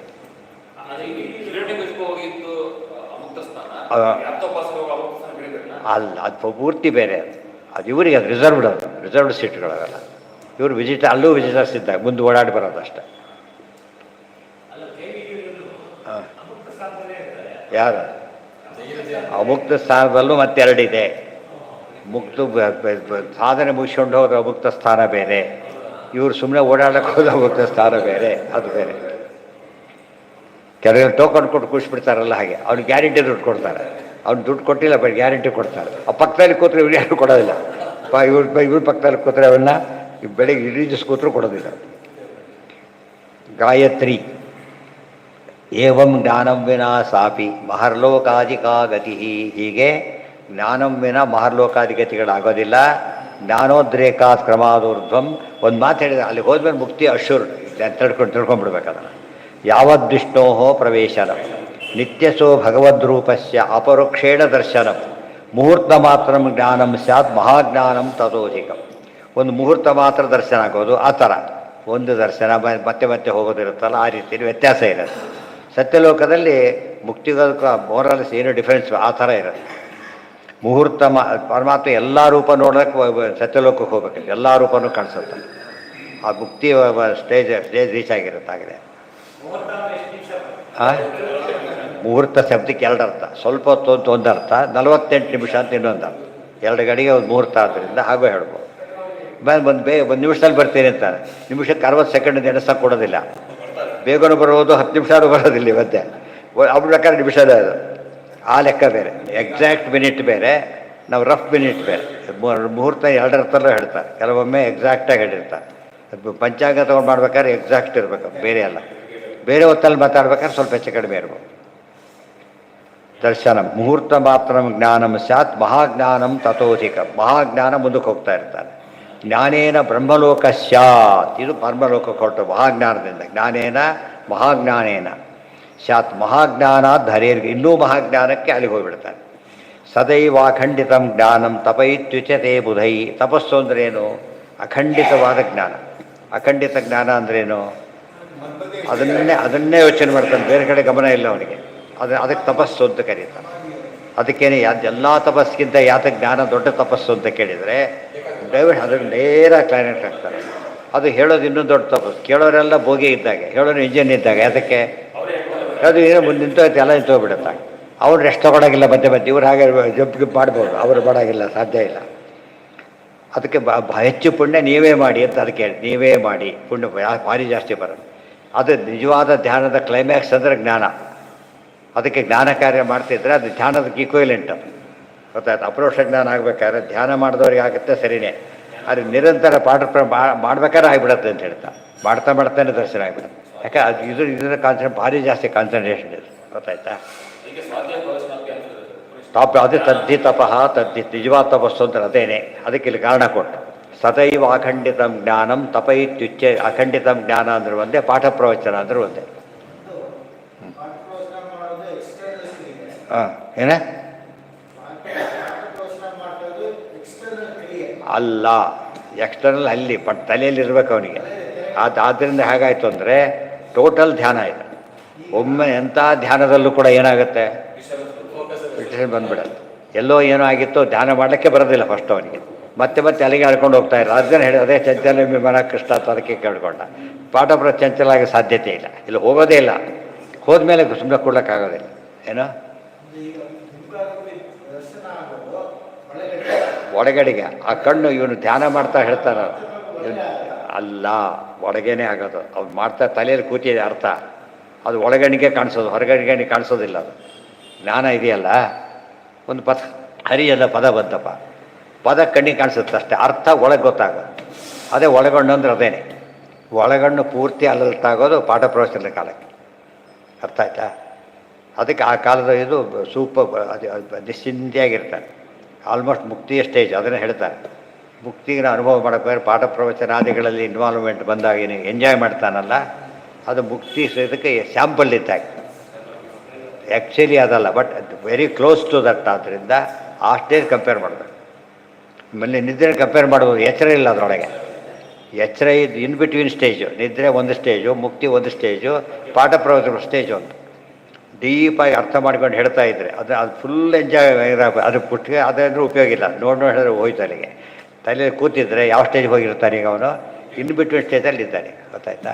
ಸಾರ್ಥಕ ಮಾಡ್ಕೋಬೇಕಾಗ ಅದು ಗಾಡ್ ಓರಿಯೆಂಟೆಡ್ ಆಗೇ ಇರಬೇಕು, ಎಲ್ಲರೂ ತಪ್ಪಾಗಿಬಿಡುತ್ತೆ. ಬೇರೆ ಯಾರನ್ನೋ ಮೋಸ ಮಾಡೋಕ್ಕೆ ಪ್ಲಾನ್ ಮಾಡಿಬಿಟ್ಟು ಕೆಟ್ಟೋಯ್ತು, ಉಪಯೋಗ ಇಲ್ಲ. ಜ್ಞಾನೋದ್ರೇಕಾತ್ ಕ್ರಮಾದೂರ್ಧ್ವಂ ಅದೈವ, ಅವರಿಗೂ ಅಷ್ಟೇ ಕಾನ್ಸಂಟ್ರೇಷನ್ ಮೋಸ ಮಾಡೋರಿಗೆ ಅಷ್ಟೇ ಇರುತ್ತೆ, ಅದಕ್ಕೆ ಅದನ್ನ ತಮಸ್ಗೆ ಹೋಗ್ತಾರೆ, ಇಲ್ಲರೂ ಹೋಗೋದಿಲ್ಲ. ಬೇರೆ ಬೇರೆ ಇದಕ್ಕಾದರೆ ಅಲ್ಲಿ ಸ್ವಲ್ಪ ಡೀಲಿಂಗ್ ಆಗಿಬಿಡ್ತಾರೆ, ನರ್ಕಕ್ಕೆ ಹೋಗಿಬಿಡ್ತಾರೆ. ಇಲ್ಲ ಅದಂತ ಅದೇ ಇದರಲ್ಲಿ ಮೋಸದಲ್ಲೇ ತುಂಬಿರ್ತಾರೆ. ಯಾವಾಗಲೂ ಆ್ಯಂಟಿ ಸೋಷಿಯಲ್ ಎಲಿಮೆಂಟ್ ಅಂತೀವಲ್ಲ, ಹಾಗಿರುತ್ತೆ. ಯಾವಾಗಲೂ ಅದನ್ನೇ ಯೋಚನೆ ಮಾಡೋಣ. ಎರಡು ಎಕ್ಸಾಕ್ಟ್ಲಿ ಆಪೋಸಿಟ್ ಎರಡೂ ಕೂಡ. ಅದಕ್ಕೆ ಮುಕ್ತಿ, ಅವನಿಗೆ ತಮಸ್ಸು. ಇನ್ಬಿಟ್ಟು ಇದ್ದಾರೆ ಆ ಬರೋದಿಲ್ಲ. ಎಂಥ ಪುಣ್ಯ ಕಾರ್ಯ ಮಾಡಿದರೂ ಕೂಡ ಈ ಕ್ವಾಲಿಟಿ ಇರೋದಿಲ್ಲ ಅದರಲ್ಲಿ. ಅದಕ್ಕೆ ಸ್ವರ್ಗಕ್ಕೆ ಲಿಮಿಟ್ ಆಗಿಬಿಡುತ್ತೆ, ಮುಂದೆ ಹೋಗೋದಿಲ್ಲ. ಇವರು ಎಂಥ ಪಾಪ ಮಾಡಿದರೂ ಕೂಡ ನರಕಕ್ಕೆ ಯಾಕೆ ಹೋಗ್ತಾರೆ, ಅದಕ್ಕಿಂತ ಮುಂದೆ ಹೋಗೋ ಚಾನ್ಸ್ ಇಲ್ಲ. ಈ ಕಂಟಿನ್ಯೂಟಿ ಬರೋದಿಲ್ಲ ಅದರಲ್ಲಿ. ನಿರಂತರ ಪ್ರೇಮ ಪ್ರವಾಹ ಅಂತೀವಲ್ಲ, ಅದು ಬರೋದಿಲ್ಲ. ಜ್ಞಾನೇನ ಬ್ರಹ್ಮಲೋಕ ಸ್ಯಾತ್ ಮಹಾಜ್ಞಾನಾಧರೇರ್ಗತಿ ಸದೈವಾಖಂಡಿತಂ ಜ್ಞಾನಂ ತಪಯಿತ್ವಿತ್. ಒಂದು ಮಾತು ಸುಮ್ಮನೆ ಡೆಫಿನೇಷನ್ ಇಲ್ಲಿ ಕೊಟ್ಬಿಟ್ರು, ಇದು ಹುಡ್ಕೊಂಡು ಹಾಕೋಬೇಕು. ಇಲ್ಲ ತಪಸ್ಸು ಅಂತ ಬರುತ್ತೆ ಡೆಫಿನೇಷನ್ ಇದು. ಸದೈವಾಖಂಡಿತಂ ಜ್ಞಾನಂ ತಪಯಿತ್ಯುಚ್ಯತೆ ಬುಧೈ. ಎಂದು ಖಂಡಿತ ಅಂದರೆ ಬ್ರೇಕ್ ಆಗೋದು, ಅಖಂಡಿತ ಅಂದ್ರೇನು ಬ್ರೇಕ್ ಆಗದೆ ಇರೋ ಅನ್ಇಂಟರಪ್ಟೆಡ್ ಫ್ಲೋ. ಅದು ಅಲ್ಲಿಗೆ ನಾಳೆ ಕಂಟಿನ್ಯೂ ಮಾಡಿ, ತುಂಬ ಇದೆ ಅದು. ಹೆಸರೇ ಧ್ಯಾನ ಯೋಗ, ಇದು ಹೆಸರೇ ಗ್ರಂಥಯೋಗಕ್ಕೆ ಇತಿ ಧ್ಯಾನ ಯೋಗ ಅಂತಲೇ ಕೊಟ್ಬಿಡ್ತಾರೆ. ಇದೆಲ್ಲ ಉಪಯೋಗ ಮಾಡಿಕೊಂಡ್ರೆ ಇದು ಪ್ರಕರಣ, ಇಷ್ಟೇ ಸಣ್ಣ ಪ್ರಕರಣ, ಧ್ಯಾನದ ಎಲ್ಲ ವಿಷಯನೂ ಹೇಳ್ಬಿಡ್ತಾರೆ.